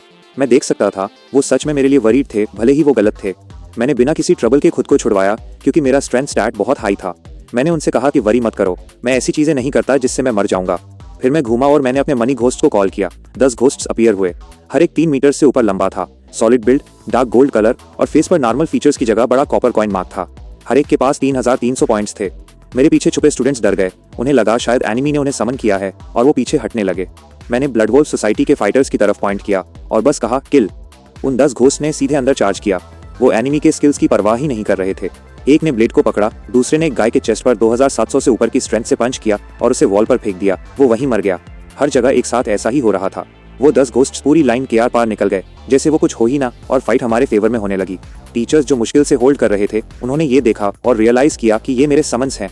सब लोग घूमकर मुझे देखने लगे। उन्हें फाइनली समझ आया कि मैंने 15 था फ्लोर एसएसएस रेटिंग के साथ क्यों क्लियर किया था। ये चीजें इतनी स्ट्रांग थी कि पूरे इनिशियल डंजन को स्वीप कर दें। वांग यिशिंग और जंगशा बस अपना मुंह खोले खड़े रह गए। आसमान में उन तीनों लीडर्स ने भी ये नोटिस किया। उन्होंने प्रिंसिपल और वाइस प्रिंसिपल के साथ खेलना बंद किया और नीचे सरप्राइज होकर देखने लगे कि ये समन क्रिएचर्स इतने स्ट्रांग कैसे हैं। आसमान में वो गंजा लीडर सीधे मुझे घूर रहा था। उसके फेस से मजाक वाला लुक गायब हो गया था। उसने कहा कि पहले ही दिन इतना स्ट्रांग समन करने का मतलब है कि मुझे जिंदा नहीं छोड़ा जा सकता, नहीं तो ब्लड वॉल्फ सोसाइटी का कोई फ्यूचर नहीं होगा। एफेमिनेट असासिन और कर्स्ड विच दोनों ने एग्री किया और कहा मुझे अभी मरना होगा। मुझे पता था रियल प्रॉब्लम अभी भी ऊपर ही है। अगर वो 3 लेवल 100 से ऊपर के लीडर्स फ्री हो गए तो नीचे सब कुछ फास्ट डिस्ट्रॉय हो जाएगा। प्रिंसिपल और वाइस प्रिंसिपल पहले से ही बैड शेप में थे, खून से लथपथ और मुश्किल से होल्ड कर रहे थे। मैं उन पर ऊपर चिल्लाया और उनसे कहा कि मेरे लिए उन लीडर्स में से एक को कंट्रोल करें, चाहे सिर्फ 1 सेकंड के लिए ही क्यों ना हो, क्योंकि मैं उसे मार सकता हूँ। उन्हें लगा ये इंसान है, मेरे जैसा एक नया गाय लेवल 100 के पावर हाउस को मारने की बात कर रहा था। उन्हें लगा मेरा दिमाग खराब हो गया है। गंजे लीडर और बाकी लोगों ने हंसना और मेरा मजाक उड़ाना शुरू कर दिया। कह रहे थे मैं डर के मारे कुछ भी बकवास बोल रहा हूँ। तभी कर्स्ड विच ने वाइस प्रिंसिपल को एक एजिंग कर्स हिट किया, जिसने उन्हें स्लो कर दिया। गंजे लीडर ने उनके चेस्ट पर जोर से किक किया और उन्होंने नीचे फेंक दिया। वो बैडली हर्ट थे। प्रिंसिपल मुझ पर चिल्लाए और पूछा कि क्या तुम रेडी हो। मैंने फिर से चिल्लाकर कहा, इस बार एकदम काम वॉइस में। मैंने उनसे कहा कि अगर जिंदा रहना चाहते हो तो एक बार मुझ पर ट्रस्ट करो और जो मैंने कहा वो करो। वाइस प्रिंसिपल ने कहा हम वैसे भी मरने ही वाले हैं तो ट्राई करने में क्या जाता है। प्रिंसिपल ने एग्री किया। उन्होंने एक ही टाइम पर अपने सारे डिफेंसेस ड्रॉप कर दिए। जो भी स्ट्रेंथ बची थी उसे बर्न किया और अपनी सबसे स्ट्रॉन्ग कंट्रोल स्किल्स उस गंजे लीडर पर पोर कर दी। लाइट चेन्स ने उसके आर्म्स और लेग्स को रैप कर लिया। बड़े रॉक हैंड्स ने उसके लेग्स पकड़ लिए और उसे एक जगह लॉक कर दिया। बाकी 2 लीडर्स ने प्रिंसिपल और वाइस प्रिंसिपल को स्टैब और कर्स किया जब वो ये कर रहे थे, पर उन दोनों ने बाइंड होल्ड रखा और मुझे चलने को चिल्लाए। मैंने गंजे लीडर की तरफ फिंगर पॉइंट की और अपनी मनी टॉक्स स्किल यूज की। मेरे अकाउंट से 10,000 गोल्ड गायब हो गए। उसी वक्त गंजे लीडर ने मेरी तरफ नीचे देखा और हंसा। उसने कहा अगर मैं एक जगह खड़ा भी रहूं तो भी तुम मेरी ब्लड डेमन प्रोटेक्टिव की नहीं तोड़ सकते, क्योंकि मेरी डिफेंस 8000 से ऊपर है। पर उससे पहले कि उसकी बात खत्म होती कुछ बदल गया। हवा में उसके ऊपर एक बहुत बड़ा गोल्ड कॉइन अपीयर हुआ जो पहले से भी बड़ा और ब्राइटर था। वो कॉइन सीधे उस गंजे लीडर पर नीचे आया। उसे ऐसा लगा जैसे उसके हेड पर एक माउंटेन गिर रहा हो। उसने फ्री होने की कोशिश की पर नहीं कर पाया। वो चेन्स प्रिंसिपल और वाइस प्रिंसिपल की आधी जान देकर लगाई गई थी। मैंने अपनी फिंगर नीचे प्रेस की। वो कॉइन उसकी ब्लड शील्ड के आर पार निकल गया जैसे वो कोई पेपर हो और उसे हिट किया। इसने एक ही हिट में 1.5 मिलियन ट्रू डैमेज दिया और उसकी 2/3 हेल्थ साफ कर दी। वो चिल्लाया और आसमान से नीचे गिरा। सब लोग फ्रीज हो गए और घूरने लगे। 1.5 मिलियन ट्रू डैमेज जो डिफेंस और लेवल को इग्नोर करता है, वो एकदम इंसान था। प्रिंसिपल और वाइस प्रिंसिपल जो सोच रहे थे कि वो मर गए हैं, वो ऐसे देखने लगे जैसे उन्हें यकीन ना हो रहा हो कि क्या हुआ। मैंने उनसे कहा कि चलते रहें। मैंने फिर से मनी टॉक्स यूज किया और बाकी 10,000 गोल्ड स्पेंड किए। दूसरा कॉइन उसे हिट हुआ और उसकी बची हुई सारी हेल्थ खत्म हो गई। उसका बॉडी गोल्डन लाइट में बदल गया और पूरी तरह डिसअपियर हो गया। अब ऊपर 2 के सामने 2 का फाइट था। एफेमिनेट असासिन और कर्स्ड विच मुझे बिल्कुल अलग आंखों से देख रहे थे। वो डर गए थे। उन्होंने कहा मैं सबसे बड़ा थ्रेट हूँ और मुझे अभी मार देना चाहिए। असासिन ने वाइस प्रिंसिपल के अटैक को इग्नोर किया, जानबूझकर हिट लिया और अपने डैगर से एक ब्लैक डेथ लाइट सीधे मेरे हेड की तरफ फायर की। सबने सोचा मैं खत्म। एक लेवल 100 का किल शॉट किसी भी न्यूबी को डिस्ट्रॉय कर देता, पर मैंने अपनी फिंगर पे उस डार्क गोल्ड रिंग को रब किया और मनी वॉल यूज किया। इसमें और 10,000 गोल्ड लगे और मेरे आसपास एक पेल गोल्ड शील्ड आ गई। डेथ लाइट उस शील्ड पर जोर से हिट हुई और उसे लगभग तोड़ दिया, पर शील्ड होल्ड रही। शील्ड ने 2 बड़े हिट्स लिए और 630,000 पॉइंट्स लूज किए, पर फुल मिलियन में से अभी भी उसमें 370,000 बचे थे। लेवल 100 का अटैक भी उसे ब्रेक नहीं कर पाया। जब लाइट फेड हुई शील्ड चली गई, पर मैं वहां फाइन खड़ा था। सब लोग स्टैंड थे। मेरी डिफेंस भी मेरी अटैक की तरह क्रेजी थी। एफेमिनेट असासिन को बिलीव नहीं हो रहा था कि मैं उसके बेस्ट शॉट से सर्वाइव कर गया। मैंने प्रिंसिपल और वाइस प्रिंसिपल से उन दोनों को पिन करने को कहा और बोला कि मैं उन्हें फिनिश कर दूंगा। उनका फाइटिंग स्पिरिट वापस आ गया और वो असासिन और कर्स्ड विच के पीछे बहुत जोर से गए। मैं मनी टॉक्स यूज करता रहा। एक हिट ने असासिन की आधी बॉडी क्रश कर दी, दूसरे ने विच की शील्ड स्मैश कर दी और 1-2 और हिट्स ने उन दोनों को फिनिश कर दिया। फाइट लगभग 1 मिनट में खत्म हो गई। सब लोग मुझे ऐसे देख रहे थे जैसे मैं इस दुनिया का ना हूँ। प्रिंसिपल पूरे बीटअप हालत में चलकर आए और उन्होंने बो करने और माफी मांगने की कोशिश की कि वो स्कूल को प्रोटेक्ट नहीं कर पाए और उन्हें बचाने के लिए एक स्टूडेंट की जरूरत पड़ी। मैंने उन्हें रोक दिया। मैंने उनसे कहा कि ये उनकी फॉल्ट नहीं थी। वो 3 लोग मेरे और वांग यिशिंग के लिए आए थे हमारे पेरेंट्स के पुराने ग्रजेस की वजह से। स्कूल हमारी वजह से इसमें ड्रैग हुआ था। मैंने खुद को और बाकी सबको प्रोटेक्ट करने के लिए स्टेप इन किया। ये मेरी रिस्पॉन्सिबिलिटी थी। उन्होंने मुझे थैंक यू कहा। वांग यिंग वहाँ खड़ा देख रहा था। ये देखने के बाद उसे फील हुआ कि गैप बहुत बड़ा है। उसने मुझसे कम्पीट करने का आइडिया हमेशा के लिए छोड़ दिया। हमारे उन्हें फिनिश करने के बाद जिम के आसपास का ब्लैक बैरियर ब्रेक होने लगा। सनलाइट वापस आ गई और सबके फोन्स फिर से काम करने लगे। गार्ड टीम उसके तुरंत बाद पहुंच गई। उनके कैप्टन जिहुनिंग एक जेट से जंप करके अंदर भाग आए। वो पूरे पैनिक दिख रहे थे। उन्हें एक अलर्ट मिला था कि स्कूल में 3 लेवल 100 से ऊपर के इंट्रूडर्स हैं और वहाँ एक सीलिंग बैरियर है। उन्हें लगा हम सब मर गए होंगे।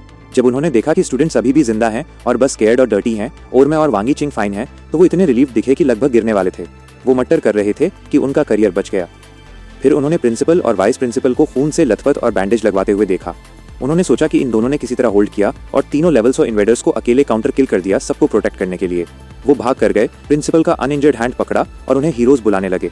उन्होंने कहा वो अमेजिंग है 1000 से ज्यादा स्टूडेंट्स को बचाने के लिए और उनकी अपनी लाइफ बचाने के लिए भी। कैप्टन जिहुनिन प्रिंसिपल का हैंड पकड़े रहे और बोले कि वो डेफिनेटली उनके कॉन्ट्रीब्यूशंस रिपोर्ट करेंगे और उन्हें हाईएस्ट अवार्ड देंगे ताकि पूरा सिटी जान सके। प्रिंसिपल और वाइस प्रिंसिपल ऑकवर्ड और एम्बैरेस दिख रहे थे। प्रिंसिपल ने अपना हैंड पीछे खींचा और कहा वो ये क्रेडिट नहीं ले सकते। उन्होंने मेरी तरफ पॉइंट किया और जिहुनांग से कहा कि भले ही उन्होंने उन तीनों लीडर्स को होल्ड किया था, पर सच में उन्हें मैंने मारा है और टाइट टर्न की है। जिहुनांग फ्रीज हो गया। उसने मुझे देखा, फिर बॉडीज को, फिर मुझे। उसे यकीन नहीं हो रहा था कि एक स्टूडेंट जो आज ही अवेकन हुआ है, उसने 3 लेवल 100 के पावर हाउसेज को मार दिया। उसने गंजे लीडर का कॉप्स चेक किया और देखा कि डैमेज प्रिंसिपल या वाइस प्रिंसिपल के स्किल से नहीं था। उसने फाइनली इसे एक्सेप्ट किया। वो मेरे पास आया, मेरे शोल्डर पे पैट किया और बोला मैं अपने पेरेंट्स से भी बड़ा जीनियस हूँ जब वो यंग थे। मैंने उसे बताया कि ये बस अच्छी किस्मत थी। फिर वो सीरियस हो गया। उसने सबके सामने डीपली बो किया और गार्ड टीम की तरफ से माफी मांगी। उसने कहा ये उनका बड़ा फेलियर था कि ब्लड वॉल सोसाइटी ने उनकी नाक के नीचे बैरियर सेट कर दिया और लगभग एक ट्रेजेडी हो जाती अगर मैं स्टेप इन ना करता। मैंने अंकल जी से कहा कि एनिमी प्रिपेयर्ड आया था और उनके मेथड स्नीकी थे, तो गार्ड टीम को पूरी तरह ब्लेम नहीं किया जा सकता। वो बोला नहीं, dereliction of duty is dereliction of duty, no excuses. फिर वो सबकी तरफ घूमा और प्रॉमिस किया कि गार्ड टीम पूरी रिस्पॉन्सिबिलिटी लेगी और मेरे अचीवमेंट्स नेशनल अलायंस को पूरी तरह रिपोर्ट करेगी। मैंने उनसे पूछा कि ब्लड वॉल्फ सोसाइटी को ये टॉप सीक्रेट कैसे पता चला कि मेरे पेरेंट्स और वांग यिंग के फादर को फ्रंट लाइंस पर भेजा गया है। जिहुनांग को रियलाइज हुआ कि सिटी के हाई लेवल्स में कोई ट्रेटर है। उसने प्रॉमिस किया कि वो ट्रेटर को ढूंढ निकालेंगे, चाहे उन्हें जोंग सिटी को उल्टा पुल्टा क्यों ना करना पड़े। फिर उसने अपनी टीम्स को सीन सील करने और वुंडेड लोगों और स्टूडेंट्स का ध्यान रखने का ऑर्डर दिया। मैंने जंग शाह के शोल्डर पे पैट किया और कहा लेट्स गो। हम सबकी नजरों के सामने से बाहर निकल गए। जब मैं घर पहुंचा, ओल्ड बटलर वेट कर रहे थे। उन्होंने मुझे एक ब्लैक गोल्ड बॉक्स दिया जो मेरे पेरेंट्स ने छोड़ा था। अंदर एक इक्विपमेंट अपग्रेड कार्ड था जो डायमंड ग्रेड से नीचे के किसी भी इक्विपमेंट को एक लेवल अप कर सकता था, जबकि उसके ओरिजिनल इफेक्ट्स वही रहेंगे। मैंने इसे अपने मनी बैरियर रिंग पर यूज किया। वो गोल्ड से डायमंड हो गई।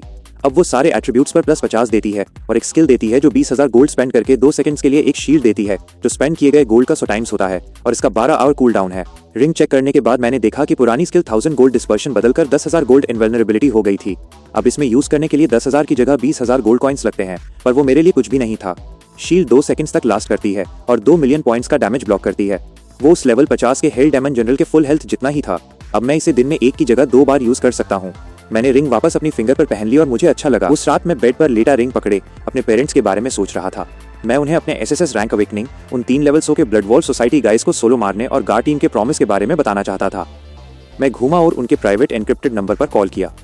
वो कुछ बार रिंग हुआ पर किसी ने पिक नहीं किया और डिस्कनेक्ट हो गया। मैं सोचने लगा वो क्या कर रहे होंगे। मेरे डैड ने पहले सेरेमनी के बीच में पैसे भेजने के लिए आंसर किया था, पर उसके बाद कुछ नहीं। आज जंग में जो कुछ भी हुआ, मुझे पता था गार्ड टीम ने ब्लड वॉल्फ अटैक रिपोर्ट किया होगा और मेरे पेरेंट्स को वहाँ के टॉप लोग होने के नाते इस बारे में पता होना चाहिए था।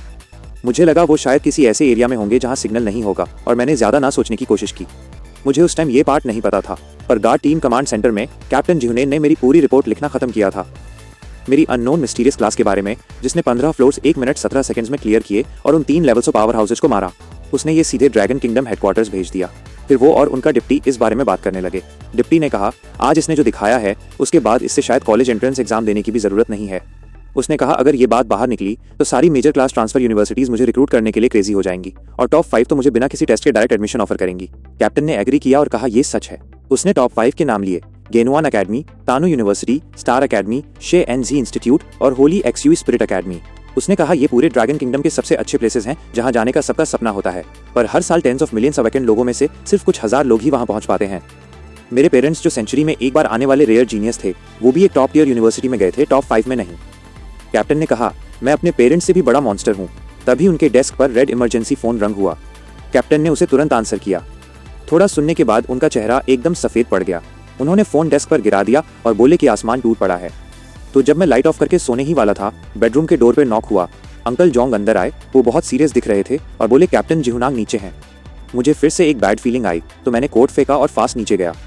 कैप्टन जी लिविंग रूम में खड़े थे, अभी भी यूनिफॉर्म में, जैसे वो सीधे भाग कर आए होंगे। वो एकदम पेल दिख रहे थे, उनकी आंखें लाल थीं और ऐसा लग रहा था जैसे वो 10 साल बूढ़े हो गए होंगे। मैंने उनसे स्ट्रेट पूछा कि क्या हुआ। कैप्टन जी को पहले तो वर्ड्स बोलने में प्रॉब्लम हो रही थी। उन्होंने मुझे होल्ड करने को कहा। मैंने पूछा, मेरे पेरेंट्स को क्या हुआ। उन्होंने बताया कि फ्रंट लाइन से न्यूज़ आई है कि तीनों पिलर्स, जिसमें मेरे पेरेंट्स भी शामिल हैं, किल्ड इन एक्शन हो गए हैं। वो अबीस रिफ्ट पर एक सेपरेशन मिशन पर थे जब वो एक पावरफुल एलियन से टकराए। तीनों ने एक साथ उससे फाइट की, पर एक special node out of control हो गया और उसने एक स्पेशल स्टॉर्म ट्रिगर कर दिया जिसने उन्हें और उस एलियन को अंदर खींच लिया। मैंने उनसे कहा कि अंदर खींच जाने का मतलब ये नहीं है कि वो मर गए और वहाँ कोई बॉडी या प्रूफ नहीं है, तो किस बेसिस पर कोई ऐसा कह सकता है। कैप्टन जी ने एक्सप्लेन किया कि एक स्पेशल स्टॉर्म एक टोटल डिजास्टर होता है जिसमें कोई कोऑर्डिनेट्स या डायरेक्शन नहीं होती और टर्बुलेंस से सब कुछ तीतर बीतर हो जाता है। एक बार आप अंदर चले गए तो कम्युनिकेशन पूरी तरह कट हो जाता है और हिस्ट्री में आज तक कोई वहाँ से जिंदा वापस नहीं आया है। इसलिए फ्रंटलाइन रूल्स के हिसाब से स्पेशल स्टॉर्म में स्वैलो हुए किसी भी इंसान को डेड प्रिज्यूम कर लिया जाता है। मैंने कहा, ये इम्पॉसिबल है और मेरे पेरेंट्स ऐसे नहीं मर सकते। मैंने कहा, वो बस अंदर गए हैं और मैं बिलीव करता हूँ वो अभी भी जिंदा हैं। कैप्टन जी ने मुझे बताया कि फ्रंट लाइन अभी भी किसी भी स्पेशल फ्लक्चुएशंस के लिए सर्च कर रही है और जैसे ही कोई न्यूज़ आएगी वो मुझे सबसे पहले बताएंगे। उन्होंने कहा, सबसे इंपॉर्टेंट ये है कि मैं स्टडी रहूं, क्योंकि मेरे पेरेंट्स को बहुत प्राउड होता जो मैंने आज एसएसएस रैंक और उन 3 लेवल्स ऑफ गाइस को मारकर किया है। कैप्टन जी ने कहा, उन्हें अभी यही सेम न्यूज़ वांग फैमिली को भी देनी है और फिर वो चले गए। मैंने अंकल जोंग से कहा कि मैं अपने पेरेंट्स को ढूंढने जा रहा हूँ। उन्होंने कहा, जहाँ वो मिसिंग हुए हैं वो अबीज रिफ्ट फ्रंट लाइन है और वहाँ सिर्फ लेवल 200 या उससे ऊपर के प्रोफेशनल्स ही कदम रख सकते हैं। मैंने कहा, मैं बहुत जल्द लेवल 200 तक पहुँच जाऊँगा। अंकल जोंग ने ओके कहा और बोला कि मैं डेफिनेटली कर सकता हूँ।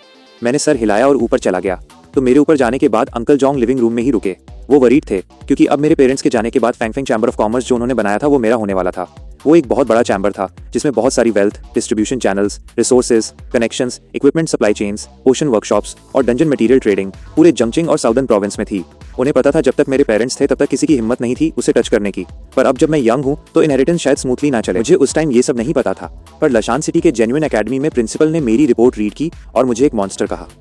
उन्होंने एडमिशंस ऑफिस के टीचर जो को बुलाया और उन्हें सीधे जोंगचोंग जाकर मेरा टेस्ट लेने और अगर फाइल सच है तो मुझे एस रैंक एडमिशन के साथ रिक्रूट करने को कहा। एस रैंक वहाँ का हाईएस्ट ट्रीटमेंट है जो हर ग्रेड में सिर्फ कुछ ही स्टूडेंट्स को मिलता है। उन्होंने कहा, बाकी डिंग स्कूल्स भी मुझे रिक्रूट करने का ट्राई करेंगे तो जेन्युइन को फास्ट मूव करना होगा। तभी एक मैसेज आया और प्रिंसिपल ने टीचर जो से कहा कि अब जाने की कोई जरूरत नहीं है क्योंकि तिएनलोंग ने पहले ही मूव कर दिया है। तिएनलोंग पूरे ड्रैगन किंगडम के सबसे टॉप की कोर पावर है। टीचर जो शॉक्ड थे कि एक स्टूडेंट जो आज ही अवेकन हुआ है उसने तिएनलोंग का अटेंशन कैसे पुल कर लिया। अगली सुबह मैं काम उठा और नॉर्मल तरीके से ड्रेस हुआ। मैं ब्रेकफास्ट के लिए नीचे गया। अंकल जंग ने उसे रेडी रखा था और वो वरीड दिख रहे थे। उन्होंने कहा, मुझे अपने पेरेंट्स को लेकर खुद पर प्रेशर डालने की जरूरत नहीं है। मैंने उन्हें बताया कि वो मरे नहीं हैं क्योंकि कोई बॉडीज नहीं मिली हैं और मैं उन्हें वापस लेकर आऊंगा, चाहे वो स्पेशल स्टॉर्म हो या अबीज रिफ्ट। फिर मैंने कहा, मैं आज फास्ट लेवल अप करने के लिए डंजन्स रन करने जा रहा हूँ। अंकल जंग ने कहा, वो समझ गए। मैं जोंगचांग प्रोफेशन सेंटर गया, फी पे की और सारे डंजन स्क्रीन्स वाले रूम में एंटर किया। मैंने फ्रॉस्ट केव पिक किया जो लेवल्स 13 से 18 के लिए था। मैं लेवल 13 पर एंट्री पॉइंट पर ही था। मैंने बिना 2 बार सोचे फ्रॉस्ट केव के लिए हेल डिफिकल्टी पिक कर ली। स्क्रीन पर लिखा था कि हार्ड और उससे ऊपर के डंजन्स के लिए स्टाफ कंफर्मेशन की जरूरत होती है। प्रोफेशन सेंटर के यूनिफॉर्म में एक यंग लड़का चलकर आया। उसके नेम टैग पर लिखा था डंजन एडमिनिस्ट्रेटर लियू चेंग। उसने देखा मैंने क्या सिलेक्ट किया है और पूछा, क्या मैंने गलत क्लिक कर दिया। मैंने कहा नहीं। उसने पूछा, क्या तुम सच में हेल सोलो के लिए श्योर हो। मैंने कहा हाँ। उसका चेहरा बदल गया और उसने कहा, ये बकवास है। हेल पर फ्रॉस्ट केव एक 4 पर्सन टीम रेकमेंड करता है जिसमें कम से कम एक टैंक, एक हीलर और बाकी 2 फायर डीपीएस होने चाहिए। उसने कहा, मैं डंजन क्रॉलिंग नहीं कर रहा हूँ बल्कि सीधे मौत को बुलावा दे रहा हूँ। मैंने उससे आर्ग्यू नहीं किया। मुझे पता था वो बस रूल्स फॉलो कर रहा है ताकि नए लोग ना मरें।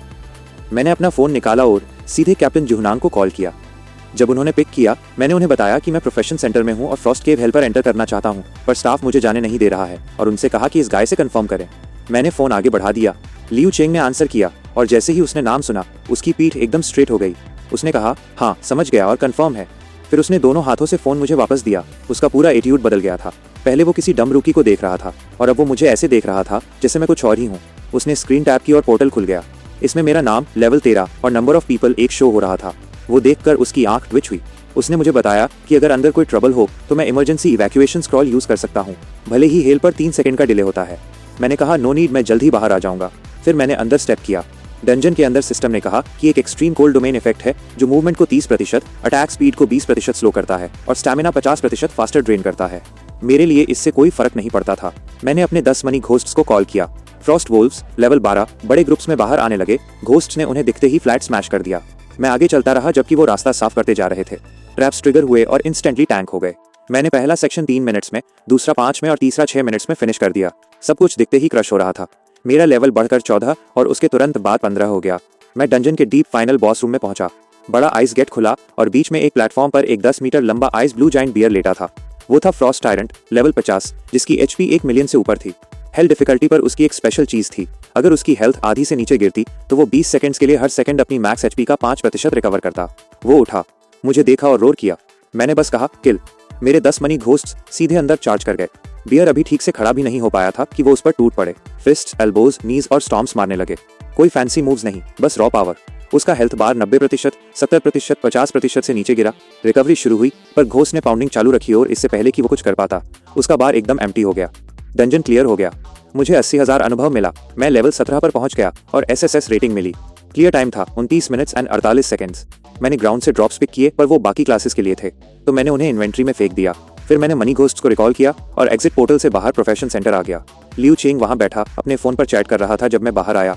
उसने सोचा मैं वाइप हो गया हूँ। वो पास आया और बोला कि हेल पर पहली बार फेल होना नॉर्मल है और अकेले आधा घंटा सर्वाइव करना भी काफी अच्छा है। तभी उसके पास की clear screen purple gold text में लिटअप हुई। Frost cave hell cleared by Lufang solo 29 minutes 48 seconds SSS rating.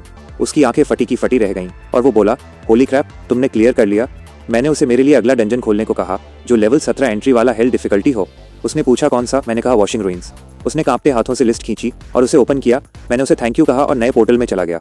बाद में उसने कैप्टन जी को कॉल किया और बताया कि मैंने Frost cave hello solo 30 minute से कम में एसएसएस रेटिंग के साथ क्लियर किया है। मुझे ये तब तक नहीं पता था जब तक कैप्टन जी ने मुझे बाद में नहीं बताया, पर जैसे ही उन्हें कॉल मिला वो सिटी लॉर्ड हान की चान के साथ मीटिंग में थे।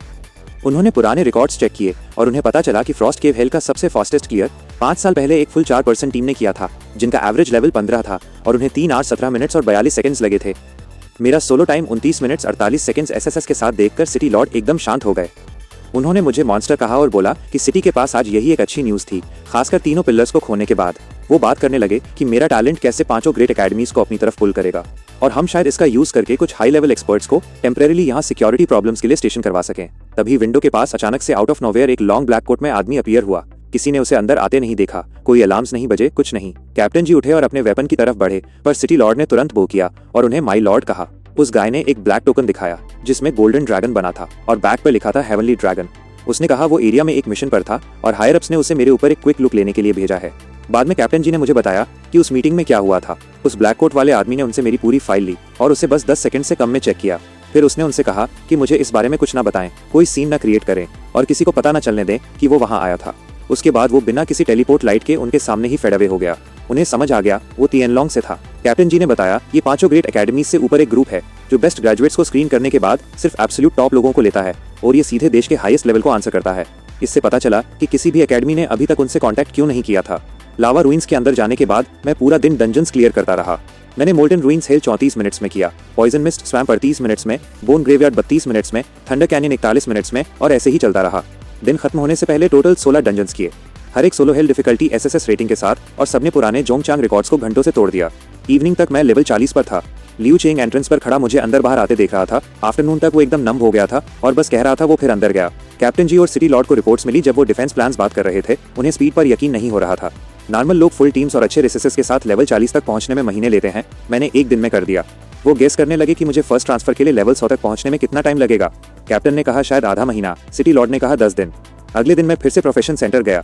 जब लियू चेंग ने मुझे देखा वो तुरंत खड़ा हो गया और मुझे सर बुलाने लगा। उसने मेरे बोलने से पहले ही मेरे करंट लेवल रेंज का हाईएस्ट अनुभव हेल डंजन स्क्रीन पे पुल करके रखा था। मैंने उसे थैंक यू कहा और अंदर चला गया। मैं फिर से पूरा दिन डंजन्स क्लियर करता रहा। इवनिंग तक जब मैं बाहर आया मैं लेवल 58 पर था। लेवल 13 से 58 तक सिर्फ 1.5 दिन में।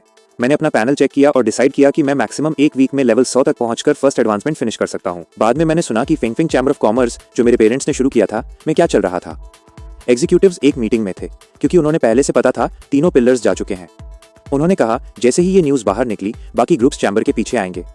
कुछ लोग शेयर्स, चैनल्स और प्रॉफिट्स बड़े फैक्शंस को प्रोटेक्शन के बदले सैक्रिफाइस करना चाहते थे ताकि चैम्बर कोलैप्स ना हो।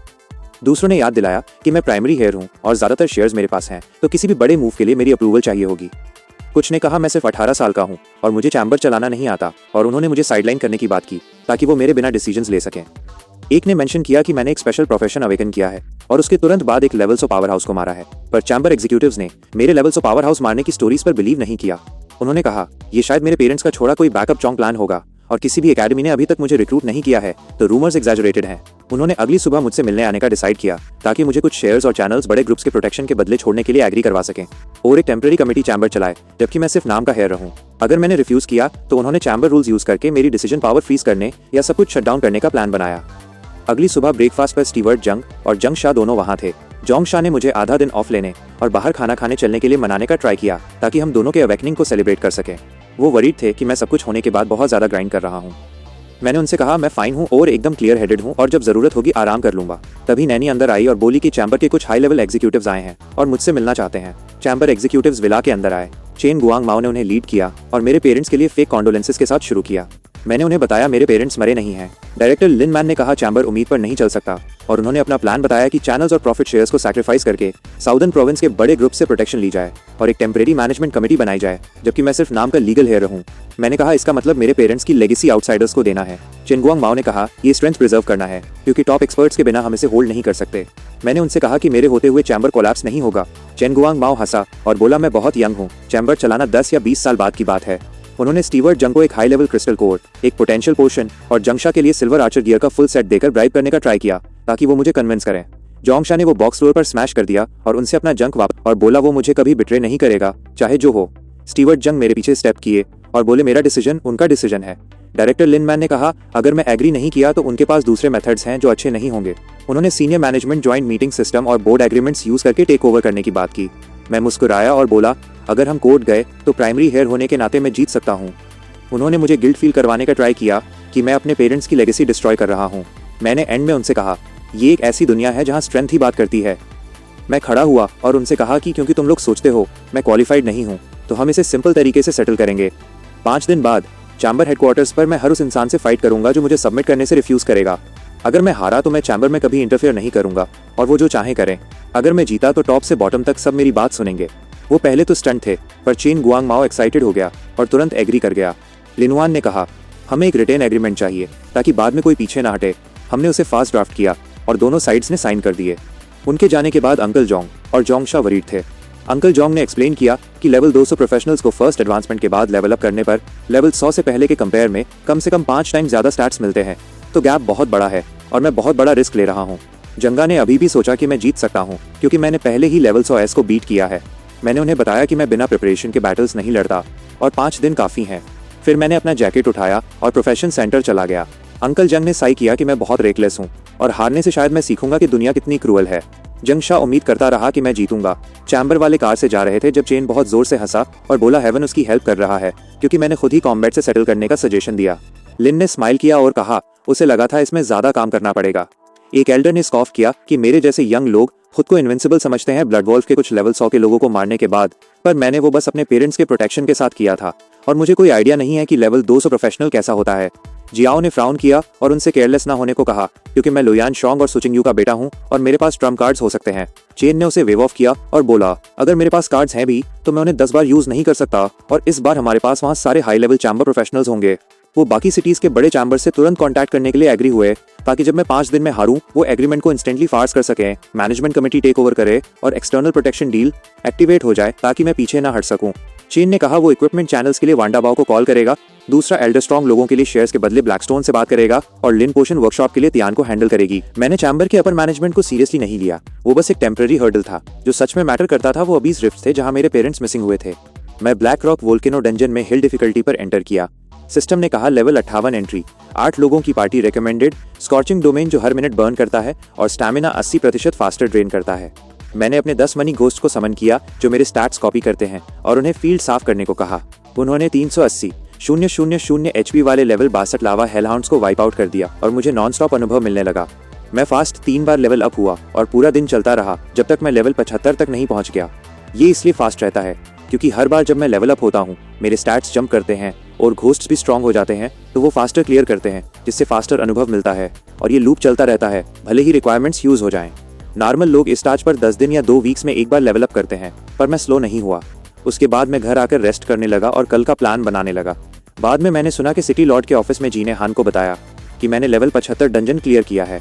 हान ने पूछा क्या ये फिर से वही है, और बोला दुनिया एबनॉर्मल फील हो रही है। जी ने कहा ये बस मैं हूँ जो एबनॉर्मल हूँ। हान ने कहा उसे फैंगफिंग चैम्बर के अपर मैनेजमेंट के लिए तरस आ रहा है, क्योंकि वो इमेजिन भी नहीं कर सकते मैं किस तरह का मॉन्स्टर हूँ, और वो चैम्बर को कार्व करने का ट्राई कर रहे हैं, जबकि मेरे पेरेंट्स जा चुके हैं बजाय मेरा सपोर्ट करने के।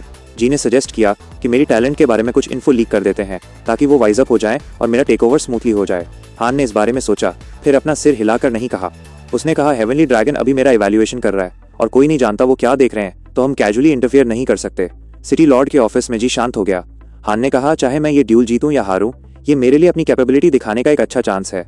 अगर हम न्यूज़ पहले लीक कर देते हैं और हायर अप्स को पीछे हटने पर मजबूर करते हैं तो ये मेरे असेसमेंट को रूइन कर सकता है। जी ने नोट किया और बोला ये सही बात है। हान पीछे लीन हुआ और बोला वो भी देखना चाहता है ये किड कितना आगे जा सकता है। जी ने स्माइल किया और बोला फैंगफिंग चैम्बर के पास 4 लेवल 200 पावर हाउसेस हैं, और अगर वो टाइम आने पर शेमलेसली टीम अप कर लेते हैं तो मैं शायद ना जीत पाऊँ, क्योंकि लेवल 200 और लेवल 100 का गैप बहुत बड़ा है। हान ने कहा पर हम श्योर नहीं कह सकते, क्योंकि जब से अवेकनिंग हुई है मैंने जो भी किया है वो नॉर्मल नहीं रहा है। जी हंसा और बोला ये सच है। अगले दिन मैं एक मशीन की तरह डंजन्स ग्राइंड करता रहा और इवनिंग तक लेवल 88 पर पहुंच गया। उसके अगले दिन मैंने डार्क होने तक ग्राइंड किया और लेवल 99 हिट किया। मैं पूरा एग्जॉस्टेड था, पर मैंने एडमिनिस्ट्रेटर से लेवल 99 एंट्री वाला एक और हेल डिफिकल्टी डंजन खोलने को कहा, जिसका नाम था ब्लड मून ऑल्टर। मैंने उसे 40 मिनट्स में क्लियर किया, एसएसएस रेटिंग मिली और सीधे लेवल 100 पर पहुंच गया। सिस्टम ने कहा मैं फर्स्ट क्लास एडवांसमेंट कैप पर पहुंच गया हूं, और जब तक एडवांसमेंट क्वेस्ट कंप्लीट नहीं करता तब तक और अनुभव गेन नहीं कर सकता। मैंने अगले दिन क्लास एडवांसमेंट करने का डिसाइड किया, क्योंकि ड्यूल उसके अगले दिन था। मैंने मनी घोस्ट को वापस लिया और पोर्टल से निकल गया।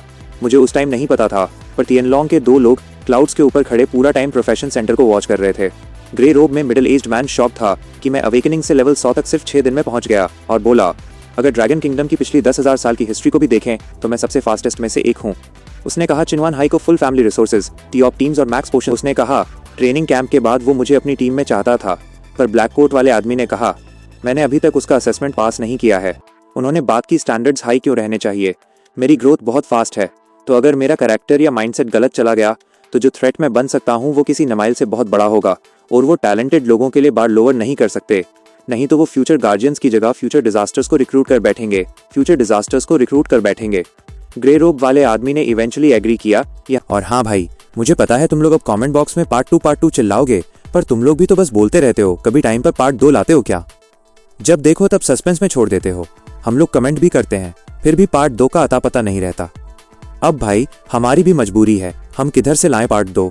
तो दोस्तों तुम लोग भी हमारी इस क्रिएटर वाली मजबूरी और दुख को समझो। पर चलो ज्यादा रोना धोना नहीं करते।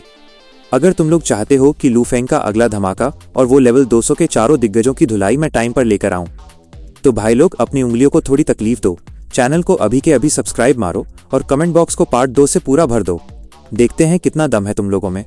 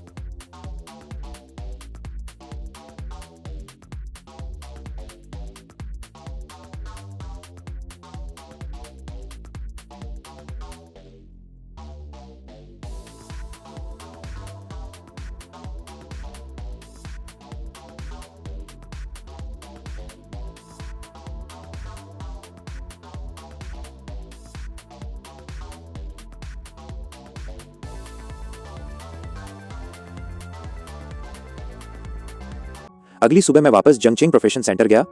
इस बार मैं डंगोन एरिया में नहीं गया। मैं सीधे पीछे की तरफ बने जॉब एडवांसमेंट हॉल की ओर चल दिया। मैं काउंटर पर गया तो वहां के स्टाफ मेंबर ने मुस्कुराते हुए पूछा कि मुझे क्या चाहिए। मैंने उसे बताया कि मैं यहाँ अपना पहला जॉब एडवांसमेंट क्वेस्ट लेने आया हूँ। मेरी कम उम्र देखकर वो हैरान रह गया। उसने मुझे नियम समझाते हुए कहा, तुम्हें सिर्फ 3 मौके मिलेंगे। अगर तुम तीनों में फेल हो गए तो तुम कभी आगे नहीं बढ़ पाओगे।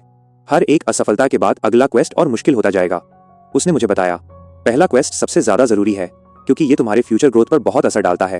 कई लोग इसके लिए सालों तैयारी करते हैं, गियर खरीदते हैं, स्किल्स सीखते हैं और मेंटली तैयार होने के बाद ही कोशिश करते हैं। मैंने बस इतना कहा, मंजूर है। उसने मुझे अपना हाथ बड़े क्रिस्टल पर रखने को कहा। मैं आगे बढ़ा और अपनी हथेली उस पर दबा दी।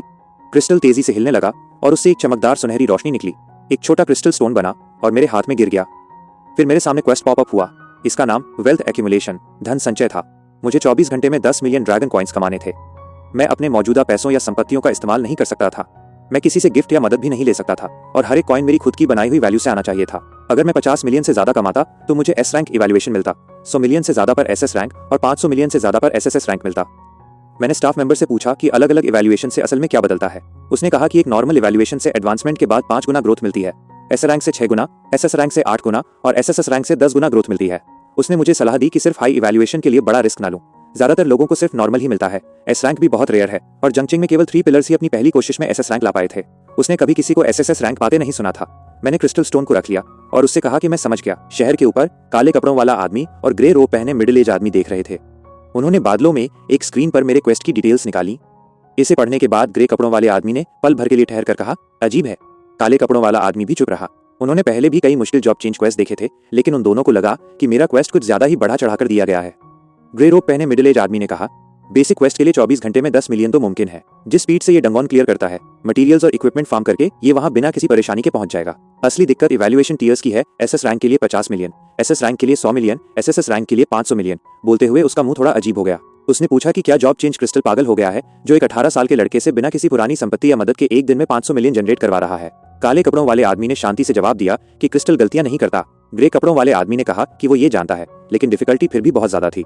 अगर वे दोनों भी एक ही लेवल पर साथ मिलकर काम करते तो शायद एसएसएस इवैल्यूएशन तक नहीं पहुंच पाते और एसएस भी मुश्किल होता। काले कपड़ों वाले आदमी ने सोचा और कहा, प्रोफेशन का पोटेंशियल जितना मजबूत होगा, क्रिस्टल उतना ही मुश्किल क्वेस्ट देता है। ग्रे कपड़ों वाले आदमी ने स्क्रीन पर दोबारा देखा और कहा, क्रिस्टल को जरूर लगता होगा कि मेरा पोटेंशियल इतना हाई है कि ऐसे क्वेस्ट की जरूरत है। उसने आगे कहा कि अगर मैं सिर्फ बेसिक क्वेस्ट पूरा करता हूं और नॉर्मल इवैल्यूएशन पाता हूं तो मैं तब भी आगे बढ़ सकता हूं, लेकिन मेरे जैसे पोटेंशियल वाले किसी इंसान के लिए ये फ्यूचर ग्रोथ को काफी लिमिटेड कर सकता है। पहला इवैल्यूएशन कम होना अपनी नींव को नुकसान पहुंचाने जैसा है। मैं प्रोफेशन सेंटर से निकलकर सड़क पर चल रहा था। मैंने तुरंत शुरुआत नहीं की, मुझे पहले सोचना था। बेसिक गोल के लिए 10 मिलियन मुश्किल नहीं थे, लेकिन मुझे एसएसएस चाहिए था, जिसका मतलब था उन सभी पाबंदियों के बीच 24 घंटे में 500 मिलियन। डंगोन फार्मिंग करना सबसे सीधा रास्ता था। मेरी ताकत के साथ मैं लेवल 100 के हेल ग्रेड डंगोन्स आसानी से क्लियर कर सकता था। बॉस के ड्रॉप्स कीमती होते हैं, लेकिन अगर मैं 24 घंटे बिना रुके फार्मिंग करूं और सब कुछ बेच दूं, तब भी मुझे शायद 100 मिलियन से थोड़ा ही ज्यादा मिलेगा। वो 500 मिलियन से बहुत दूर था। मैंने प्रोफेशन सेंटर में क्वेस्ट एरिया को चेक करने के बारे में सोचा। कभी कभी chambers of commerce specific materials के लिए high price acquisition quest post करते हैं और उसका पे आउट नॉर्मल से बहुत ज्यादा हो सकता है, लेकिन बेस्ट केस में भी मुझे लगा कि मैं शायद 200 मिलियन तक ही पहुंच पाऊंगा। फिर भी 300 मिलियन कम थे। फार्मिंग के लिए दूसरे लोगों को अपने साथ लाना काम नहीं करता। मेरी स्पीड मेरी अपनी मूवमेंट से आती है और वे साथ नहीं चल पाते। इसके अलावा पाबंदियां कहती हैं कि कोई मदद या गिफ्ट नहीं, इसलिए क्रिस्टल शायद इसे काउंट नहीं करता। मुझे सिरदर्द होने लगा। ऐसा नहीं था कि मैं मॉन्स्टर से लड़ नहीं सकता था, बल्कि बात यह थी कि एक इंसान अकेला उतना फास्ट नहीं था। फिर मैंने सोचा, क्या हो अगर मैं एक ही समय में कई डंगोन्स में फार्मिंग कर सकूं। मेरे पास 10 मनी घोस्ट्स हैं, वे इंडिपेंडेंटली मूव और फाइट कर सकते हैं। इसका मतलब है टोटल 11 यूनिट्स में और 10 घोस्ट्स। हर एक अलग डंगोन में जा सकता था। मैं 1 सेकंड के लिए रुक गया। आइडिया क्रेजी था, लेकिन पॉसिबल था। नॉर्मल समनर्स अपने समन्स को डंगोन्स में अकेला नहीं भेज सकते, लेकिन मेरे वाले शायद कर सकते थे। मैंने फैसला किया कि मुझे इसे ट्राई करना चाहिए। मैं वापस प्रोफेशन सेंटर के डंगोन एरिया में गया। एडमिनिस्ट्रेटर लू चिंग अपनी डेस्क पर था। जब उसने मुझे देखा तो वो सीधा बैठ गया और पूछा कि आज मुझे कौन सा डंगोन चाहिए। मैंने बदले में उससे एक सवाल पूछा, मेरे पास 10 समन्ड क्रिएचर्स हैं, क्या वे अकेले डंगोन्स में जा सकते हैं? वो हैरान रह गया और उसने मुझसे इसे दोहराने को कहा। फिर उसने कहा कि नॉर्मली समन्स प्रोफेशनल के साथ ही अंदर जाते हैं। उसने कभी किसी को उन्हें अकेले भेजते हुए नहीं सुना था। उसे नहीं पता था कि ये मुमकिन है या नहीं, लेकिन हम ट्राई कर सकते थे। मैंने उससे पहले लेवल 90 का हेल ग्रेड डंगोन खोलने को कहा। हम ब्लैकविंड माइन केव के एंट्रेंस पे गए। मैंने एक मनी घोस्ट समन किया, उसे लूट के लिए एक बड़ा बैग दिया और उसे अंदर जाने, सारे मॉन्स्टर्स को क्लियर करने और सब कुछ कलेक्ट करने का ऑर्डर दिया। एडमिनिस्ट्रेटर लू चेंग ने पोर्टल खोला। मनी घोस्ट सीधे अंदर चला गया और गायब हो गया।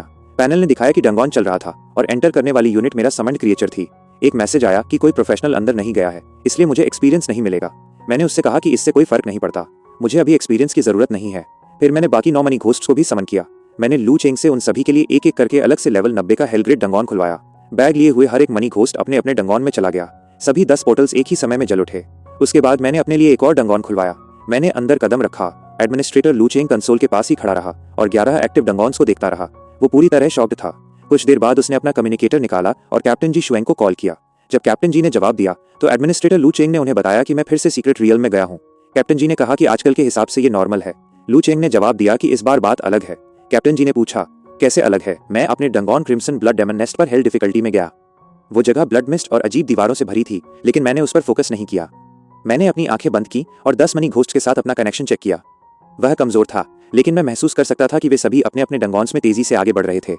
मैं उन्हें नए ऑर्डर्स नहीं दे सकता था, लेकिन वे अपने दम पर सब कुछ क्लियर करने के लिए काफी मजबूत थे। क्रिम्सन ब्लड डेमन स्पाइडर्स का एक झुंड मेरी तरफ आया। मैंने थोड़ा आह भरी, क्योंकि इस बार मुझे उन्हें खुद मारना था। मैंने जमीन पर पैर पटका और सीधे उन पर चार्ज कर दिया। मैंने उन्हें रॉ पावर से पंच, किक और स्मैश किया। ज्यादा टफ और मिनी बॉसेस के लिए मैंने मनी टॉक्स का इस्तेमाल किया और गोल्डन टॉरेंट से उन्हें ब्लास्ट कर दिया। मैं पूरे समय आगे बढ़ता रहा, मारता रहा और ड्रॉप्स उठाता रहा। इसमें 1 घंटे से थोड़ा ज्यादा समय लगा। आखिर में मैंने final boss crimson blood mother empress को मनी टॉक्स से मारा और उसकी छाती में एक छेद कर दिया। नेस्ट कोलैप्स हो गया। मैंने गिरे हुए crimson blood mother empress core को उठाया, मुड़ा और टेलीपोर्टेशन एरे में कदम रख दिया। मैं डंगोन से बाहर आया। 10 मनी घोस्ट्स बाहर पहले से ही इंतजार कर रहे थे, जिनमें से हर एक के पास मटेरियल्स और इक्विपमेंट से भरा एक बड़ा बैग था। मैंने बैग खोले और सब कुछ ले लिया। घोस्ट को कुछ डैमेज हुआ था, इसलिए मैंने उन्हें डिसमिस कर दिया और फुल स्ट्रेंथ वाले 10 नए घोस्ट समन किए।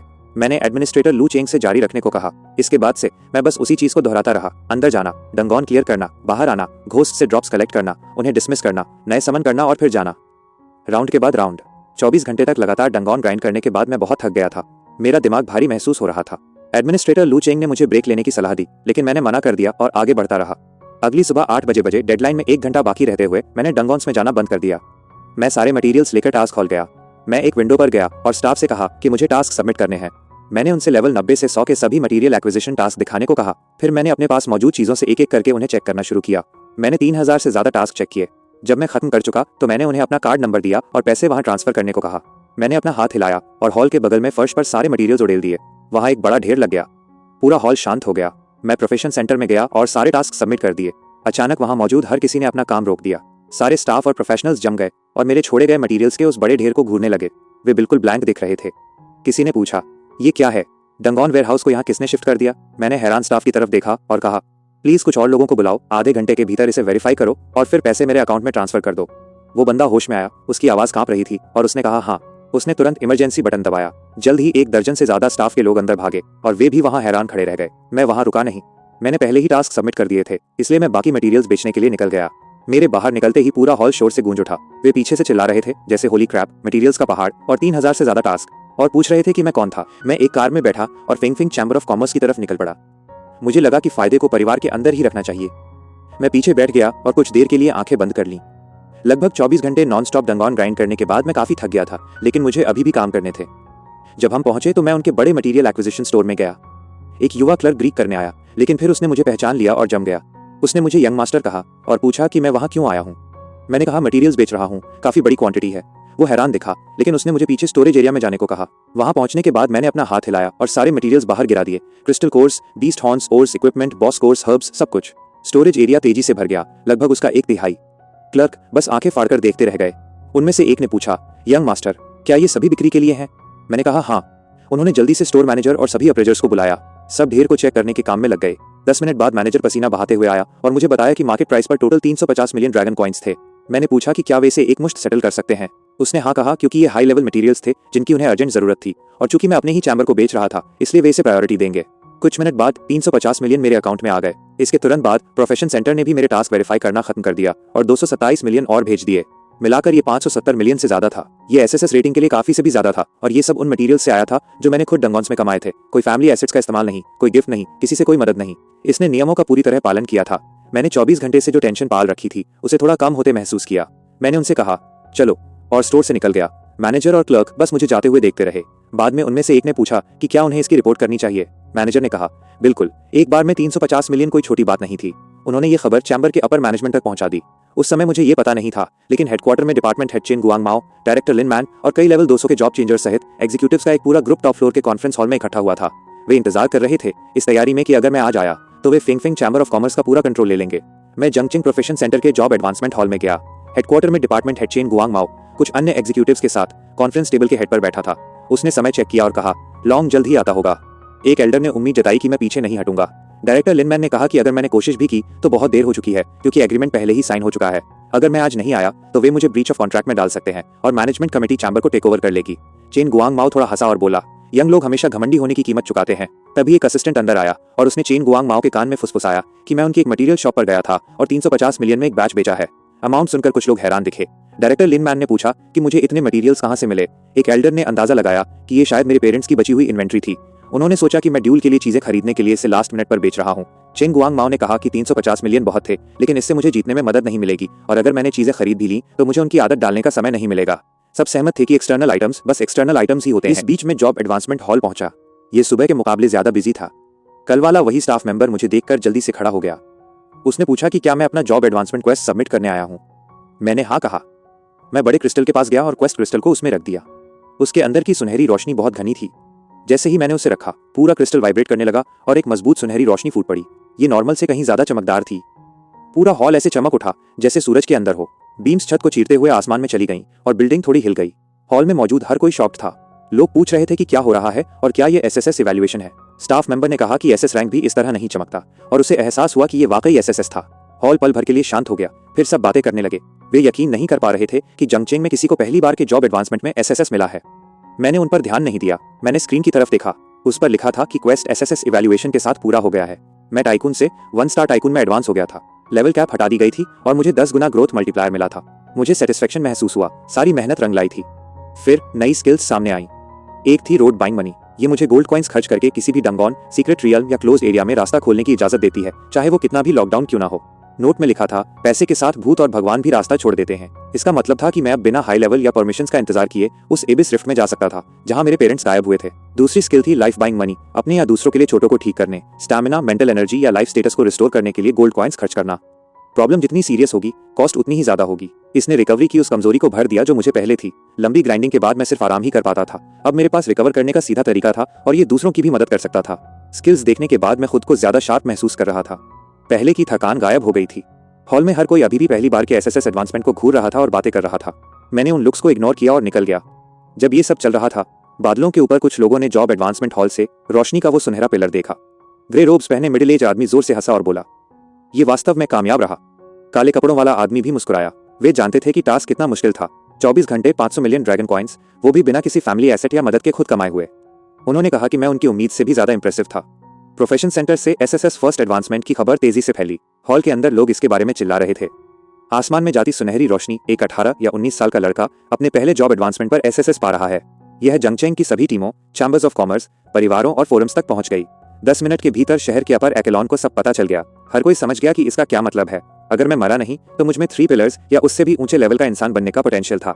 बहुत से लोग पूछने लगे कि मैं कौन था। वापस फेंगफेंग चैम्बर ऑफ कॉमर्स हेडक्वार्टर के टॉप फ्लोर कॉन्फ्रेंस हॉल में डिपार्टमेंट हेड चेन गुआंग माओ और दूसरों को भी खबर मिली।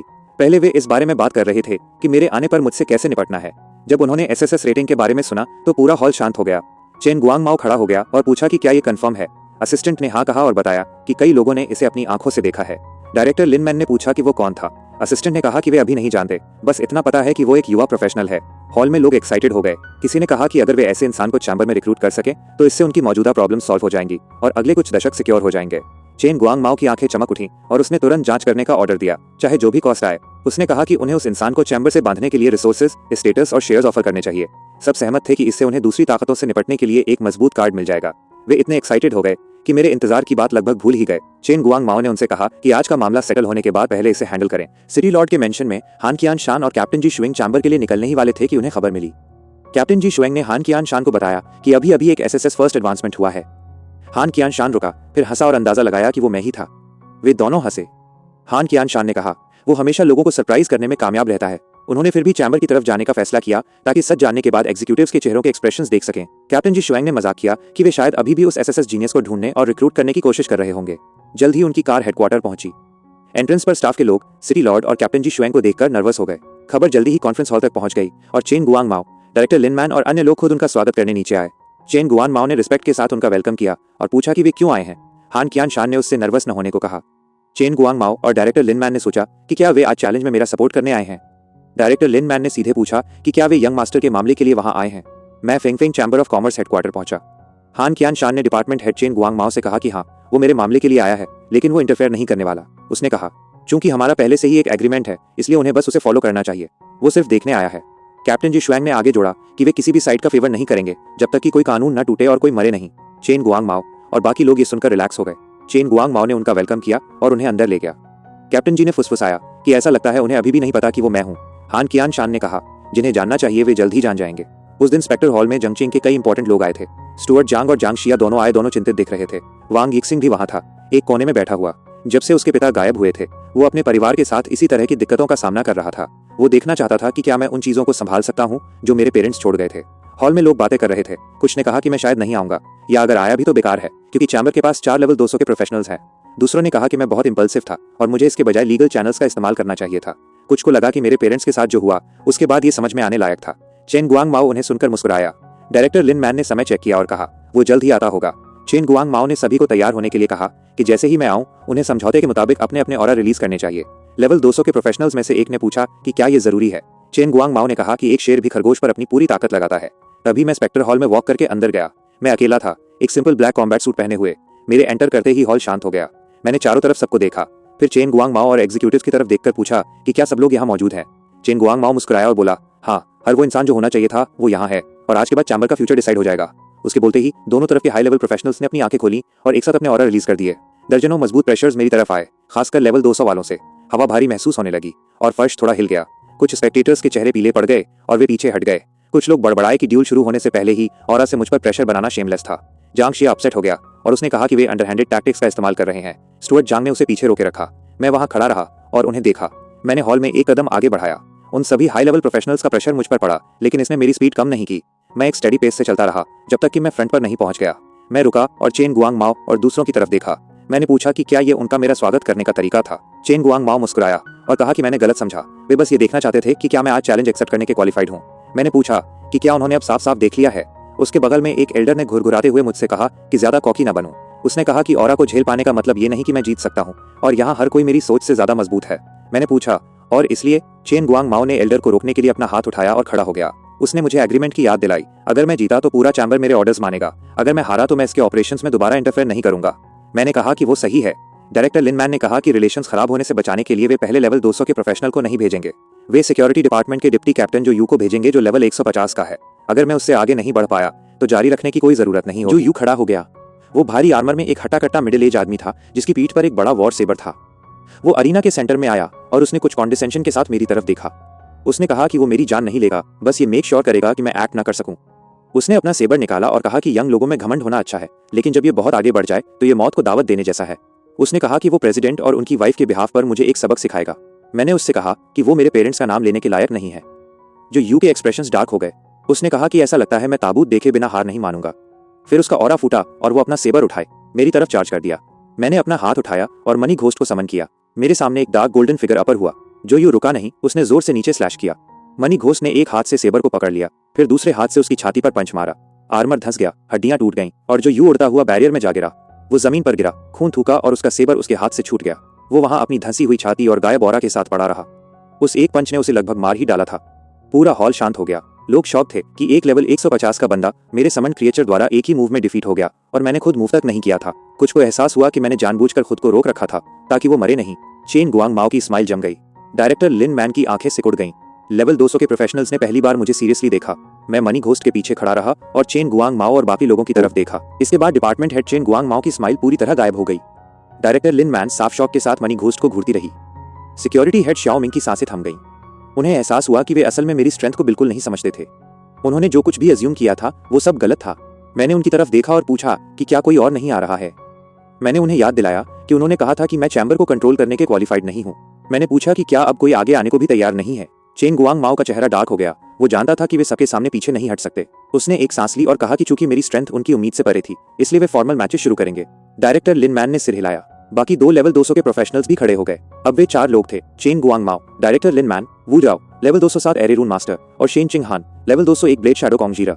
हॉल में लोग जोर जोर से बातें करने लगे। उन्होंने कहा कि 4 लेवल 200 वालों का एक साथ मुझ पर अटैक करना शेमलेस था, लेकिन दूसरों ने पॉइंट आउट किया कि ये दिखाता है कि मैं कितना मजबूत हूँ, क्योंकि एक समन क्रिएचर ने ही उन्हें ऐसा करने पर मजबूर कर दिया था। चेन गुआंग माओ ने कहा कि एक एक करके जारी रखने से टाइम वेस्ट होगा। डायरेक्टर लिन मैन ने आगे जोड़ा कि चूंकि एग्रीमेंट मेरे लिए उन सभी को चैलेंज करने का था जो मेरा अपोज कर रहे थे, इसलिए उन चारों का एक साथ लड़ना रूल्स को नहीं तोड़ता। उसने कहा कि मेरे लिए हार मान लेने में अभी भी बहुत देर नहीं हुई है। मैंने उन चारों की तरफ देखा और कहा कि वे बस डरे हुए हैं। मैंने पॉइंट आउट किया कि एक पल पहले वे ऐसे एक्ट कर रहे थे जैसे वे पहले ही जीत चुके हों और अब चारों को एक साथ बाहर आना पड़ा है।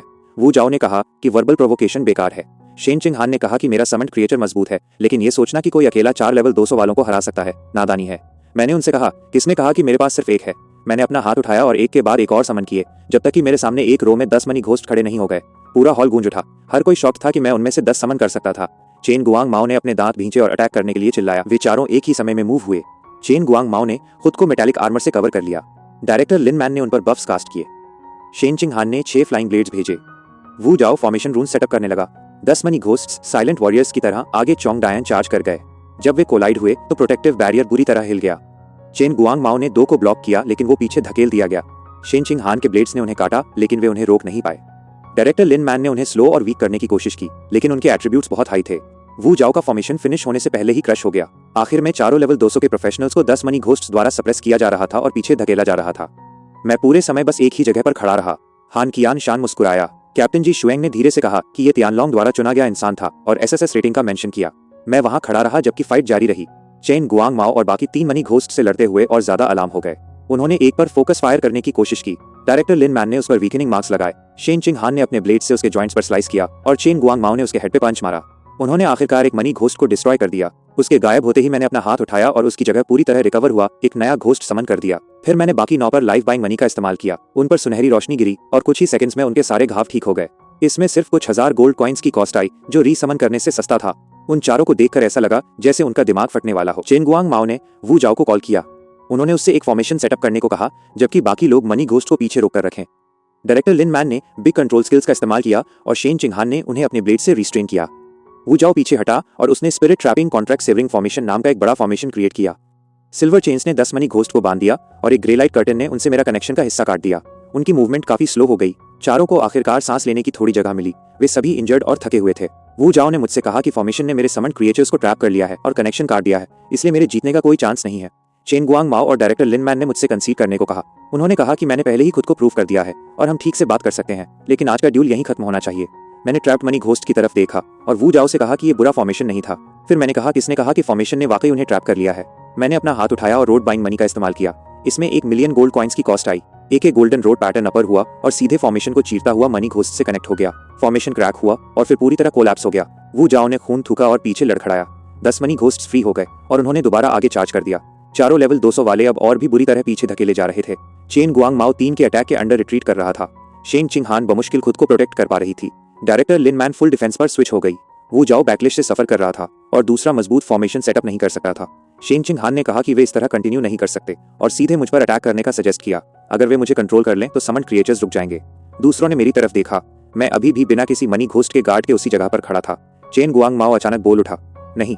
चेन गुआंग माओ ने दूसरों से मुझ पर सीधे अटैक न करने को कहा। उसने कहा कि मैं बिल्कुल शुरुआत से ही बहुत शांत रहा हूं जब मनी घोस्ट लड़ रहे थे, जब फॉर्मेशन ने उन्हें सील किया, और अभी भी मैं नहीं बदला हूं। उसने सोचा कि ये कोई कमजोरी नहीं दिखती, ये एक ट्रैप जैसा दिखता है। उन चारों ने एक चिल महसूस की और उनके दिलों में डर बैठ गया। वे गैम्बल करने की हिम्मत नहीं कर पाए। चेन गुआंग माओ एक मनी घोस्ट के पंच से पीछे गिरा और उसमें खून थूका। उसने अपना हाथ उठाया और चिल्लाया, रुको। मैंने अपना हाथ थोड़ा उठाया और 10 मनी घोस्ट तुरंत रुक गए और स्टिल खड़े हो गए। चेन गुआंग माओ ने तेजी से सांस लेते हुए मेरी तरफ देखा। उसका चेहरा भयानक दिख रहा था, लेकिन उसने अपना सिर झुकाया और कहा, वे कंसीड करते हैं। डायरेक्टर लिन मैन, वू जाओ और शेन चिंग हान ने भी कंसीड किया। वे जानते थे कि जारी रखना पॉइंटलेस था। अगर वे मुझ पर सीधे अटैक करके जीत भी जाते तो सब कुछ देखने के बाद वे अपनी सारी फेस वैल्यू खो देते। पूरा स्पेक्टर हॉल 1 सेकंड के लिए शांत हुआ, फिर गूंज उठा। लोग चिल्ला रहे थे कि 4 लेवल 200 वालों ने कंसीड कर दिया। मैं अकेला जीत गया और मैं सिर्फ 18 का हूं। जांग शिया चिल्लाते हुए कूद पड़ा कि मैं जीत गया। स्टुअर्ट जांग ने अपनी पीठ सीधी की। वांग यिक्सिंग ने लाल आंखों से मुझे घूरा। हान कियान शान मुस्कुराया और बोला, अच्छा किया लड़के।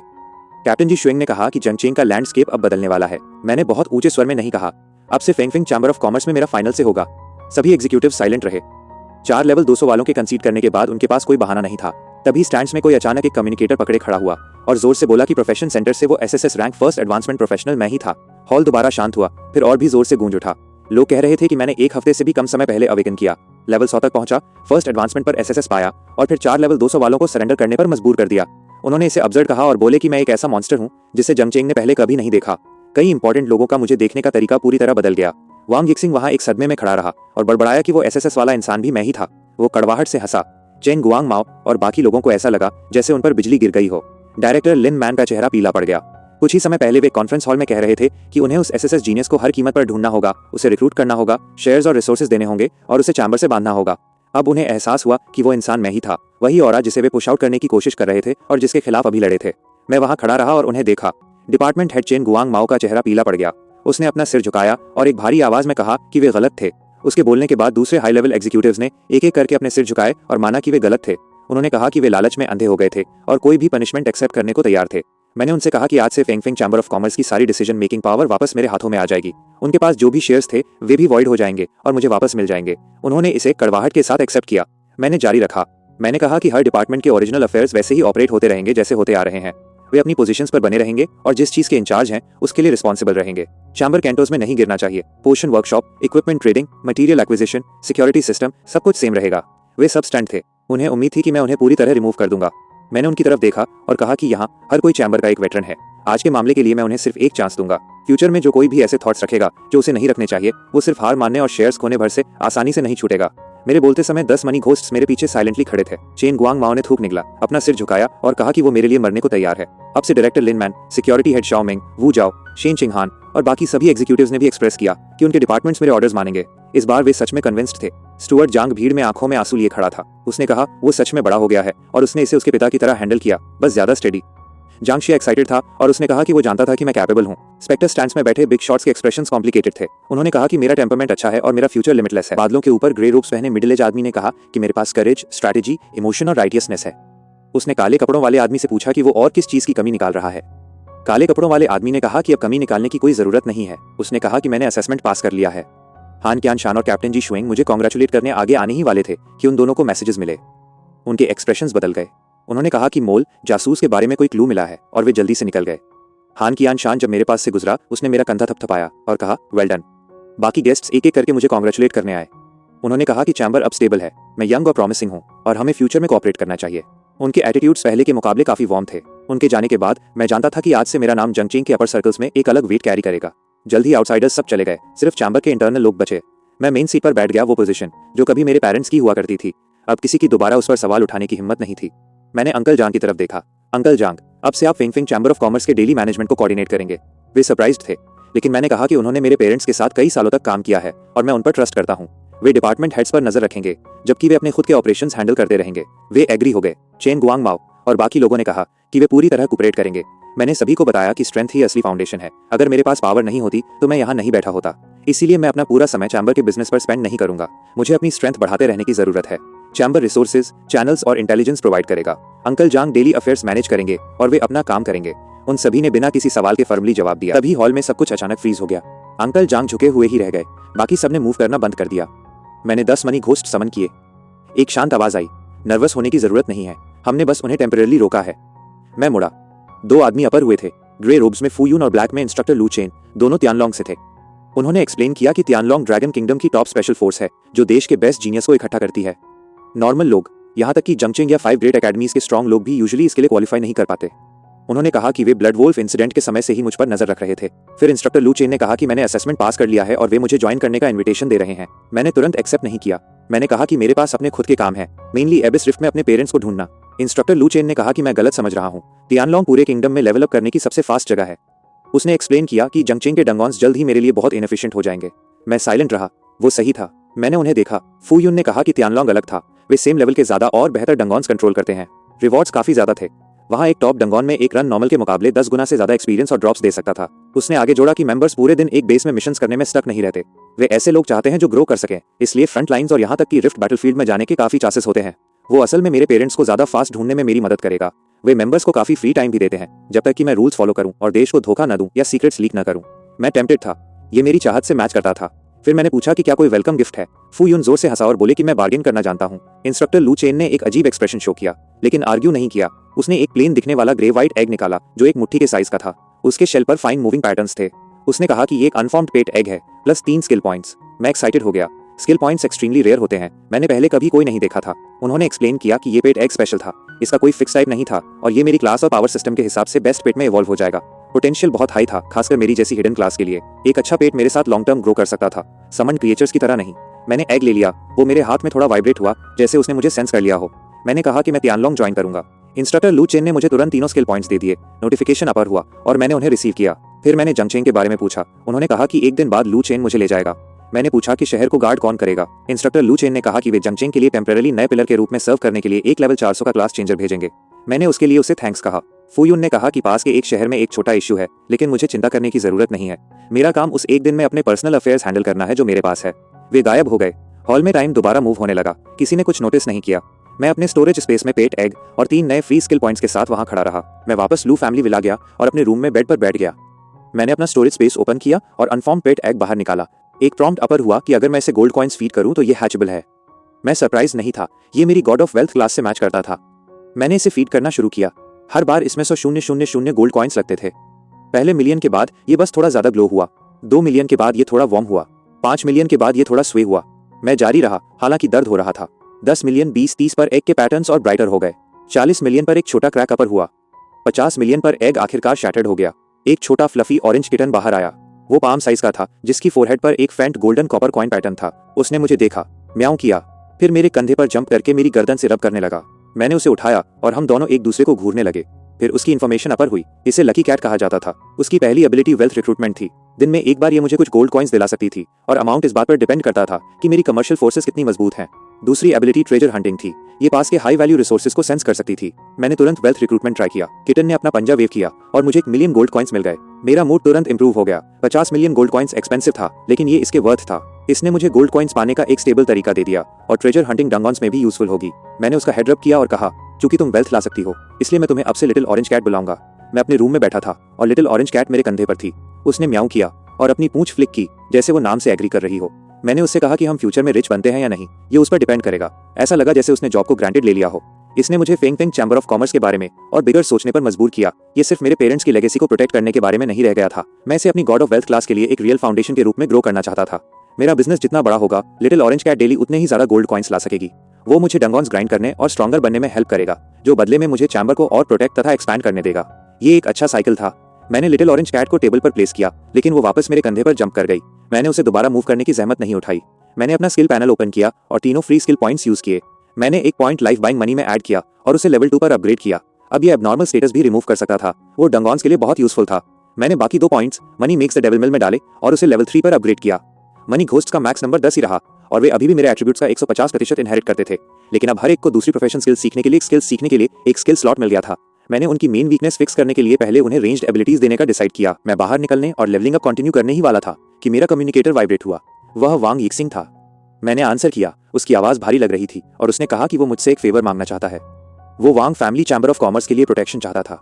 वो जानता था कि रिक्वेस्ट प्रिजम्शियस थी और मुझ पर उसका कुछ बकाया नहीं था, लेकिन वो प्राइस पे करने को तैयार था। उसने डीप कॉर्पोरेशन और वांग फैमिली चैम्बर ऑफ कॉमर्स के चैनल्स का 1/4 हिस्सा Feng Feng chamber of commerce को देने का ऑफर किया।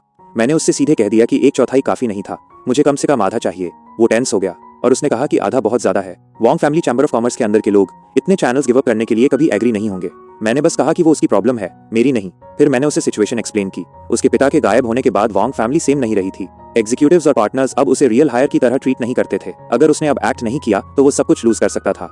उसने इस बारे में सोचा और आखिरकार आधे पर एग्री हो गया, लेकिन उसने मुझे वार्न किया कि फैमिली के अंदर स्ट्रॉन्ग अपोजिशन होगा। मैंने उससे आज रात सभी हाई लेवल एग्जीक्यूटिव्स को गैदर करने, डील लेआउट करने और रिफ्यूज करने वाले किसी भी इंसान का नाम राइट डाउन करने को कहा। कल सुबह मैं खुद वांग फैमिली चैम्बर ऑफ कॉमर्स जाऊंगा और कोऑपरेट न करने की चाहत रखने वालों से पर्सनली डील करूंगा। उसने मुझे थैंक्स कहा। मैंने कहा इसकी कोई जरूरत नहीं, ये बस एक डील थी। कॉल के बाद मैं सीधे प्रोफेशन सेंटर गया और पूरी दोपहर लेवल 100 के हेल डिफिकल्टी डंगॉन्स रन करने में स्पेंड की। मैंने सेम डंगॉन 4 बार क्लियर किया। जब मैंने लास्ट बॉस फिनिश किया, मैं लेवल 101 पर पहुंच गया। मेरे सारे स्टैट्स 1-1000 जंप कर गए, जो अब स्ट्रेंथ, एजिलिटी, कॉन्स्टिट्यूशन और स्पिरिट में 11950 पर थे। ये अच्छा फील हुआ, लेकिन फिर मुझे एहसास हुआ कि लेवलिंग कितनी स्लो हो गई थी। सिर्फ एक लेवल के लिए 4 फुल हेल रन्स। मैंने लेवल 101 का डंगॉन मांगा, लेकिन एडमिनिस्ट्रेटर लू चेंग ने कहा कि जंगचेंग में उनके पास कोई नहीं था। 101 और 104 के बीच कोई डंगॉन्स नहीं थे। अगला 105 से स्टार्ट होता था। इसलिए मैंने बस उससे मेरे लिए और लेवल 100 के हेल डंगॉन सेटअप करते रहने को कहा।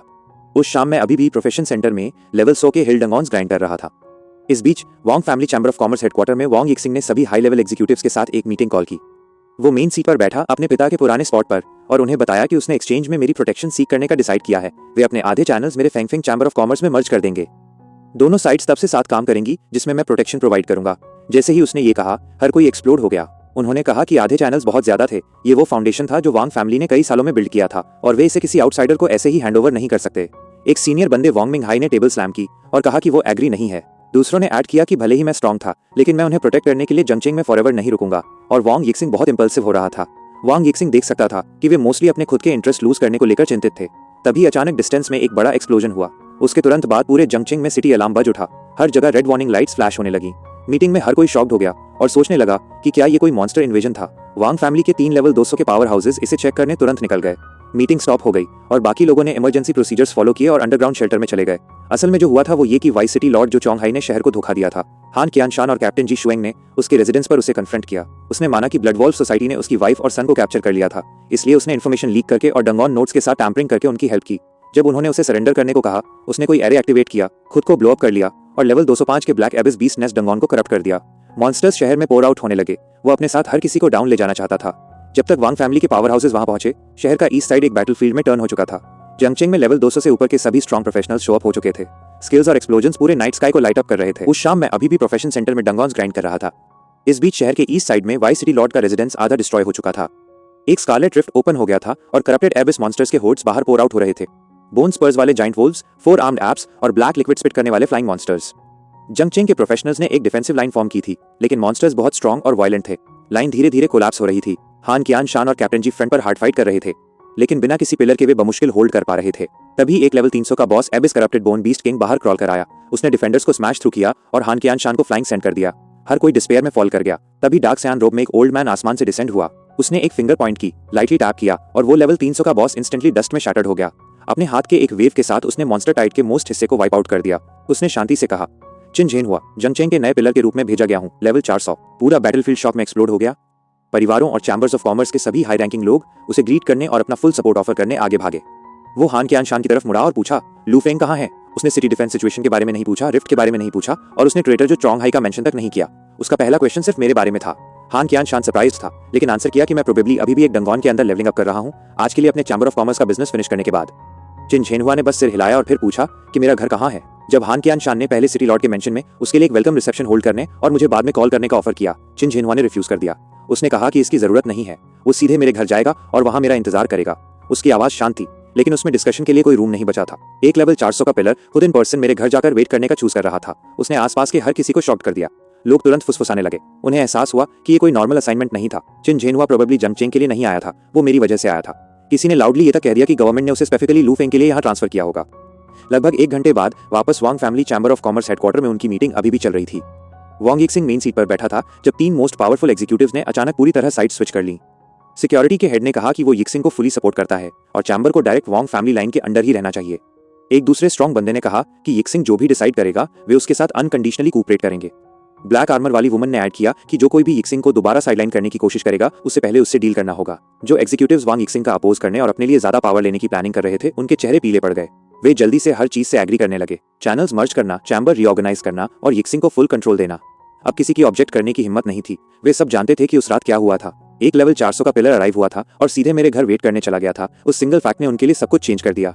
वे डरे हुए थे कि अगर वे अब वांग यिक्सिंग के अगेंस्ट गए तो ये मेरे अगेंस्ट जाने जैसा ही होगा। वांग यिक्सिंग खुद वहां बैठा हुआ इस बात से थोड़ा डैश्ड फील कर रहा था कि ये सब कितनी तेजी से टर्न अराउंड हो गया। उसे एहसास हुआ कि मुझे शो अप होने की जरूरत तक नहीं पड़ी। सिर्फ चिन झेनहुआ के बारे में न्यूज ही उसकी सबसे बड़ी प्रॉब्लम सॉल्व करने के लिए काफी थी। एग्जैक्टली 8 बजे मैं आखिरकार टेलीपोर्टेशन एरे के थ्रू डंगॉन से बाहर वॉक करके आया।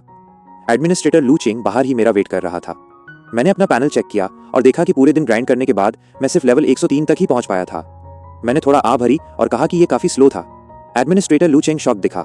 उसने मुझे रिमाइंड कराया कि मैंने उसी सुबह अपना पहला टर्न किया था। एक दिन में लेवल 100 से 103 पर गया और वो एक्चुअली जंगचेंग में किसी के लिए भी क्रेजी फास्ट था। मोस्ट लोग फर्स्ट टर्न के बाद एक लेवल पाने के लिए हफ्तों या महीनों तक लेते हैं। उसने पूछा कि क्या मैं अनहैप्पी था। मैंने उससे कहा नहीं, ये बस मुझे स्लो फील हुआ। फिर उसने कहा कि डायरेक्टर जी ने उससे मेरा वेट करने को कहा था क्योंकि नया सिटी पिलर अराइव हो चुका था।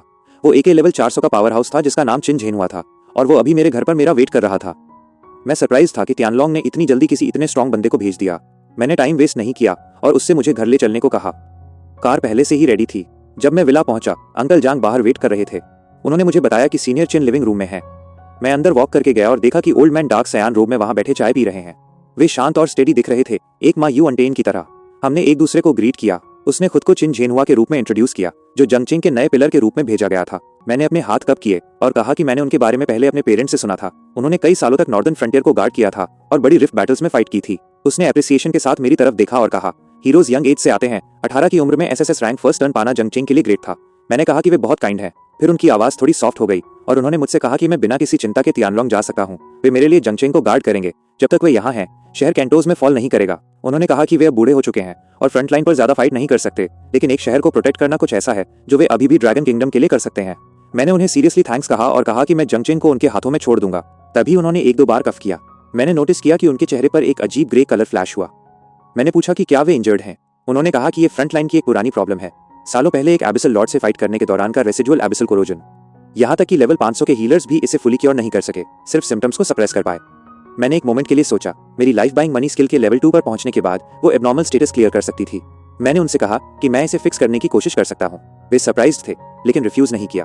उन्होंने मुझे अपनी होप ज्यादा हाई न रखने की वार्निंग दी, क्योंकि मैं सिर्फ फर्स्ट टर्न था। मैंने कहा कि वैसे भी एक ट्राई करना वर्थ है। मैं उनके पास वॉक करके गया, अपना हाथ उठाया और लाइफ बाइंग मनी एक्टिवेट कर दी। एक मैसेज पॉपअप हुआ कि high level abyssal corrosion clear करने में 3 मिलियन गोल्ड कॉइंस की कॉस्ट आएगी। ये एक्सपेंसिव था, लेकिन मुझे लगा कि एक लेवल 400 के पिलर के लिए ये वर्थ था, जिसने पहले इतने लोगों को प्रोटेक्ट किया था। मैंने इसे कंफर्म किया। बहते हुए कॉइंस जैसी एक पेल गोल्डन लाइट मेरी हथेली से उन पर पोर आउट हो गई। उनका शांत एक्सप्रेशन अचानक चेंज हो गया। उन्होंने क्लियरली अपनी बॉडी में एबिसल कोरोजन को बाहर आना स्टार्ट होते फील किया।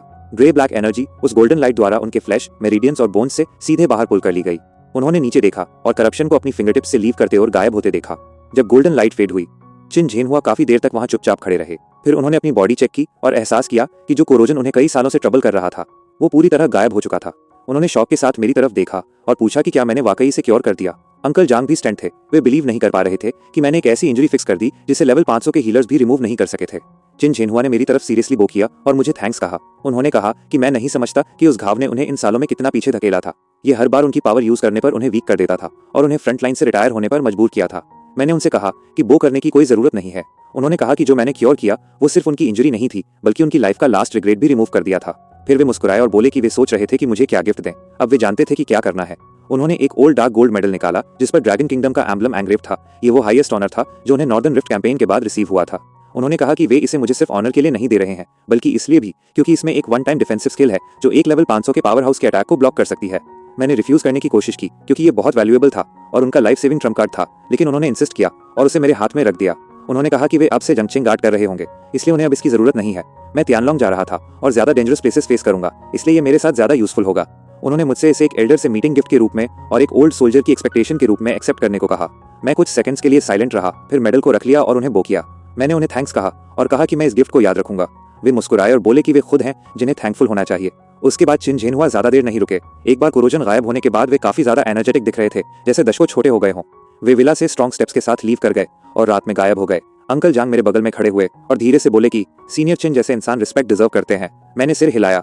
चिन झेनहुआ के जंगचिंग गार्ड करने और अंकल जांग के Feng Feng chamber of commerce manage करने के साथ मैं शहर लीव करने को लेकर काफी ज्यादा 80s फील कर रहा था।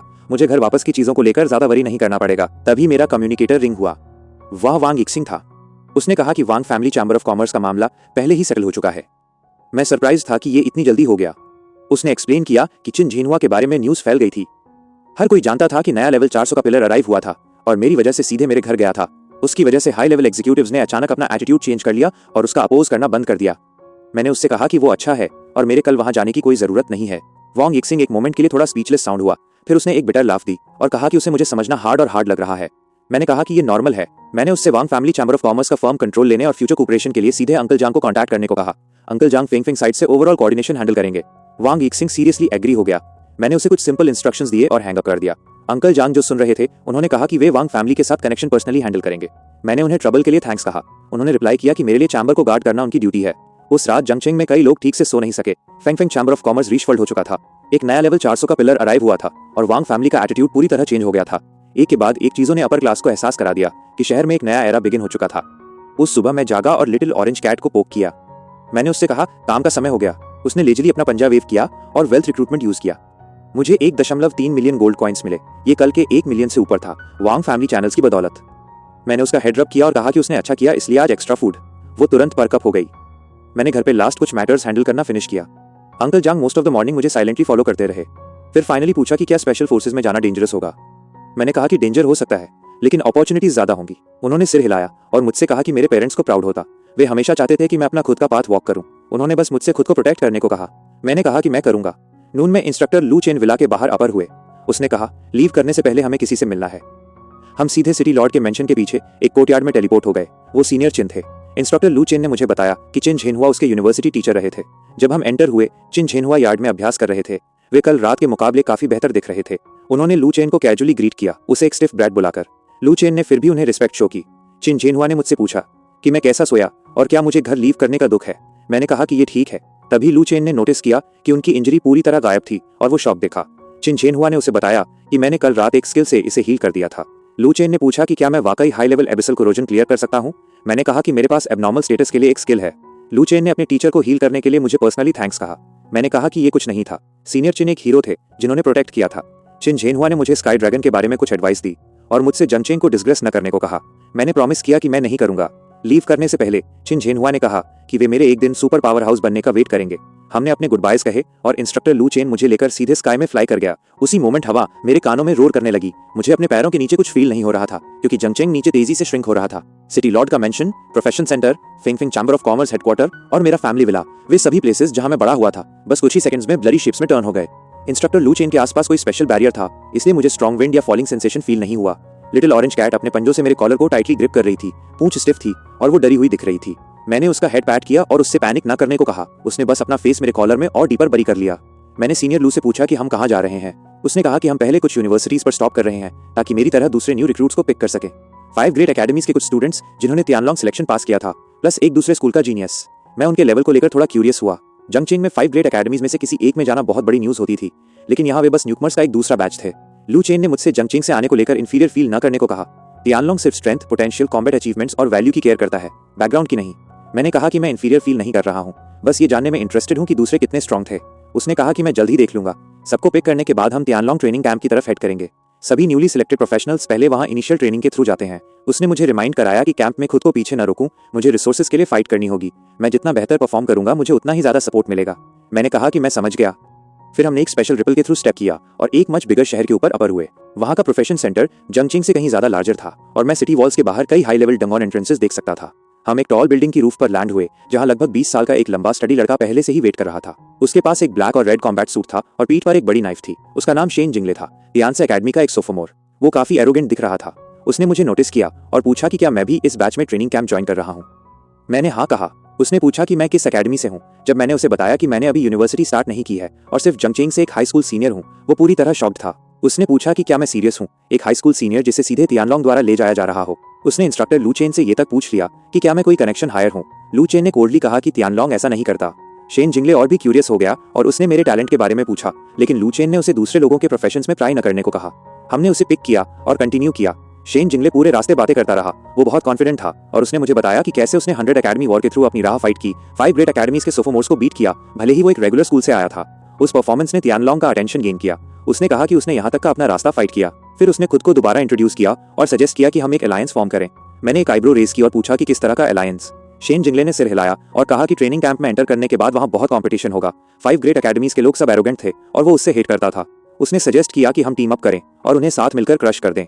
मैंने पूछा कि क्या हम ट्रेनिंग कैंप में लोगों को किल कर सकते हैं। उसने कहा कि उसका मतलब बस उन्हें तब तक बीट करना था जब तक वे सबमिट ना कर दें और हमें अवॉइड करें। मैंने उससे कहा कि हम देखेंगे क्योंकि मैं अभी विवरण नहीं जानता। उसने एग्री किया कि वो मेक सेंस करता है। फिर उसने कहा कि अगर 5 ग्रेट एकेडमीज ने मुझे टारगेट किया तो मैं हेल्प के लिए उसके पास आ सकता हूँ। उसने अपनी चेस्ट पैट की और कहा कि वो कैंप में मुझे कवर करेगा। इंस्ट्रक्टर लू चेन ने उसे कोल्ड लुक दिया जिसने उसे एक मोमेंट के लिए शटअप कर दिया। हम जेनुआन एकेडमी फ्लाई करके गए। सेंट्रल स्क्वायर पर 8 स्टूडेंट्स वेट कर रहे थे। जैसे ही शेन जिंगले ने उन्हें देखा, उसने उन्हें प्रोवोक करना स्टार्ट कर दिया, ये कहते हुए कि तियानलोंग जानता था कि जेनुआन को पहले बीटेन होने की जरूरत है। जेनुआन के स्टूडेंट्स एंग्री हो गए। ब्लैक आर्मर वाले लीडर और शेन जिंगले ने शार्प वर्ड्स एक्सचेंज किए। एक गर्ल ने कहा कि वो बस टाइमिंग के साथ लकी था। शेन जिंगले हंसा और बोला कि सेम एज पर वो उन्हें क्रश कर देता। उनके औराज फ्लेयर्ड अप हो गए और ऐसा लगा जैसे वे फाइट करने ही वाले थे। इंस्ट्रक्टर लू चेन ने उनसे स्टॉप करने को कहा। ट्रेनिंग कैंप के अंदर फाइट करने के काफी चांसेस मिलेंगे, जो कोई भी अब डिले करेगा वो वापस जा सकता है। वे क्वाइट डाउन हो गए। बाकी ट्रिप पर शेन जिंगले ने हर उस एकेडमी को प्रोवोक किया जहां हम विजिट करने गए। तियानयू यूनिवर्सिटी, स्टार एकेडमी, शेनजी इंस्टीट्यूट और होली आधा सपा पे छोटी ई की मात्रा आईटी एकेडमी। वो उनकी स्ट्रेंथ्स और वीकनेसेस पर शार्प कमेंट्स करता रहा। मैं साइलेंट रहा और उससे थोड़ा दूर भी मूव हो गया, लेकिन वो क्लोजर मूव करता रहा ताकि सबको लगे कि हम साथ थे। जब 5 ग्रेट एकेडमी के स्टूडेंट्स ने पूछा कि मैं कौन हूँ, शेन जिंगले ने इमीडिएटली मेरी तरफ पॉइंट किया और कहा कि मैं लू फेंग हूँ, जंग चेंग से एक हाई स्कूल सीनियर जिसे ग्रेजुएट होने से पहले ही तियानलोंग द्वारा प्री सिलेक्ट कर लिया गया था। हर कोई शांत हो गया और शॉक तथा सस्पेशन के साथ मुझे घूरने लगा। मैंने बिना किसी एक्सप्रेशन के शेन जिंगले की तरफ देखा। ये बंदा सिर्फ अपने लिए हेट्रेड अट्रैक्ट नहीं कर रहा था, उसने मुझे भी इसमें ड्रैग कर लिया था। जेनवान एकेडमी की शॉर्ट हेड गर्ल ने स्नीयर किया और कहा शेन जिंगले मुझसे भी बेहतर नहीं था, क्योंकि मुझे हाई स्कूल में ही तियानलोंग द्वारा पिक कर लिया गया था, जबकि उसने सिर्फ अपने सोफोमोर ईयर में जगह बनाई। कई दूसरे भी अम्यूजमेंट के साथ ज्वाइन हो गए। शेन जिंगले एम्बैरस नहीं हुआ। उसने ओपनली एडमिट किया कि मैं उससे ज्यादा आउटरेजियस था, लेकिन कहा कि कम से कम वो उन सबसे स्ट्रॉन्गर था। उसने सबके औराज को दोबारा फ्लेयर अप कर दिया। इंस्ट्रक्टर लू चेन स्टॉप हुआ और वार्न किया कि अगर वे बकवास बातें करना जारी रखेंगे तो वो उन सबको नीचे थ्रो कर देगा। हर कोई इमीडिएटली शट अप हो गया। हम विल्डरनेस के ऊपर फ्लाई करना कंटिन्यू रखे जब तक कि इंस्ट्रक्टर लू चेन मिड एयर में स्टॉप नहीं हो गया। उसने गोल्डन ड्रैगन वाले एक सिल्वर टोकन को बाहर निकाला। वॉइड रिपल्ड हुआ और एक मैसिव पोर्टल अपर हुआ जो एक सेपरेट वर्ल्ड की तरफ लीड कर रहा था। हमने थ्रू स्टेप किया। अंदर एक वास्ट स्पेस था जिसमें एक स्टारी स्काई और ऊपर एक गोल्डन ड्रैगन शैडो थी। वहां टॉल टावर्स, फ्लोटिंग डंगॉन्स और स्ट्रॉन्ग एनर्जी हर जगह थी। ब्लैक मेटल प्लाजा पर ग्रेविटी हेवियर फील हो रही थी। एक ह्यूज 3 मीटर टॉल मैन हमारा वेट कर रहा था। उसका नाम इंस्ट्रक्टर शाओ था, लेवल 600 थंडर टाइटन क्लास। जिस मोमेंट उसने अपना लेवल बताया, हर कोई शॉक्ड रह गया। एक लेवल 600 का पावर हाउस हमें पर्सनली इंस्ट्रक्ट कर रहा था। उसने हमसे अपना एरोगेंस ड्रॉ करने को कहा। तियानलोंग के पास काफी जीनियस थे और सिर्फ अपनी एकेडमीज में टॉप होना इनफ नहीं था। फिर उसने एक लाइट स्क्रीन शो की जिसमें एक लेवल 400 का हेल डिफिकल्टी डंगॉन था। उसने कहा कि ग्रेजुएशन रिक्वायरमेंट इसे 10 साल के भीतर सोलो क्लियर करना था। अगर हम फेल हुए तो हमें एलिमिनेट कर दिया जाएगा। होली आधा सपा पे छोटी ई की मात्रा। आईटी एकेडमी की एक गर्ल ने विस्पर किया कि 10 साल भी इनफ नहीं हो सकते। उसके बगल वाले ने एग्री किया कि मोस्ट लोगों के लिए ये डेफिनेटली नहीं होगा। ये बेसिकली वेनमस इंसेक्ट्स रेस करने जैसा था। शेन जिंगले ने अपने लिप्स लिक किए और कहा कि ये इंटरेस्टिंग था। ये ज्यादा तियानलोंग जैसा था। इंस्ट्रक्टर शाओ ने हमें बताया कि कैंप के पास ड्रैगन किंगडम में बेस्ट रिसोर्सेज थे। Training towers, secret realms, mentors, forging rooms, सब कुछ, लेकिन कुछ भी फ्री नहीं था। हमें तियानलोंग पॉइंट स्पेंड करने होंगे। उसने हमें प्राइसेस शो किए। ट्रेनिंग टावर्स की कॉस्ट 10 पॉइंट्स पर आवर थी, मेंटर्स की 50, रेयर स्क्रॉल्स की स्टार्टिंग 300 से थी। उसने हमें हर पॉइंट को चेरिश करने की वार्निंग दी। फिर उसने कहा कि हम राइट अवे एक बेसलाइन टेस्ट करेंगे। ये पॉइंट्स अर्न करने का हमारा पहला चांस था। स्कोर 0 से 100 तक होगा और हमें उतने ही पॉइंट्स मिलेंगे।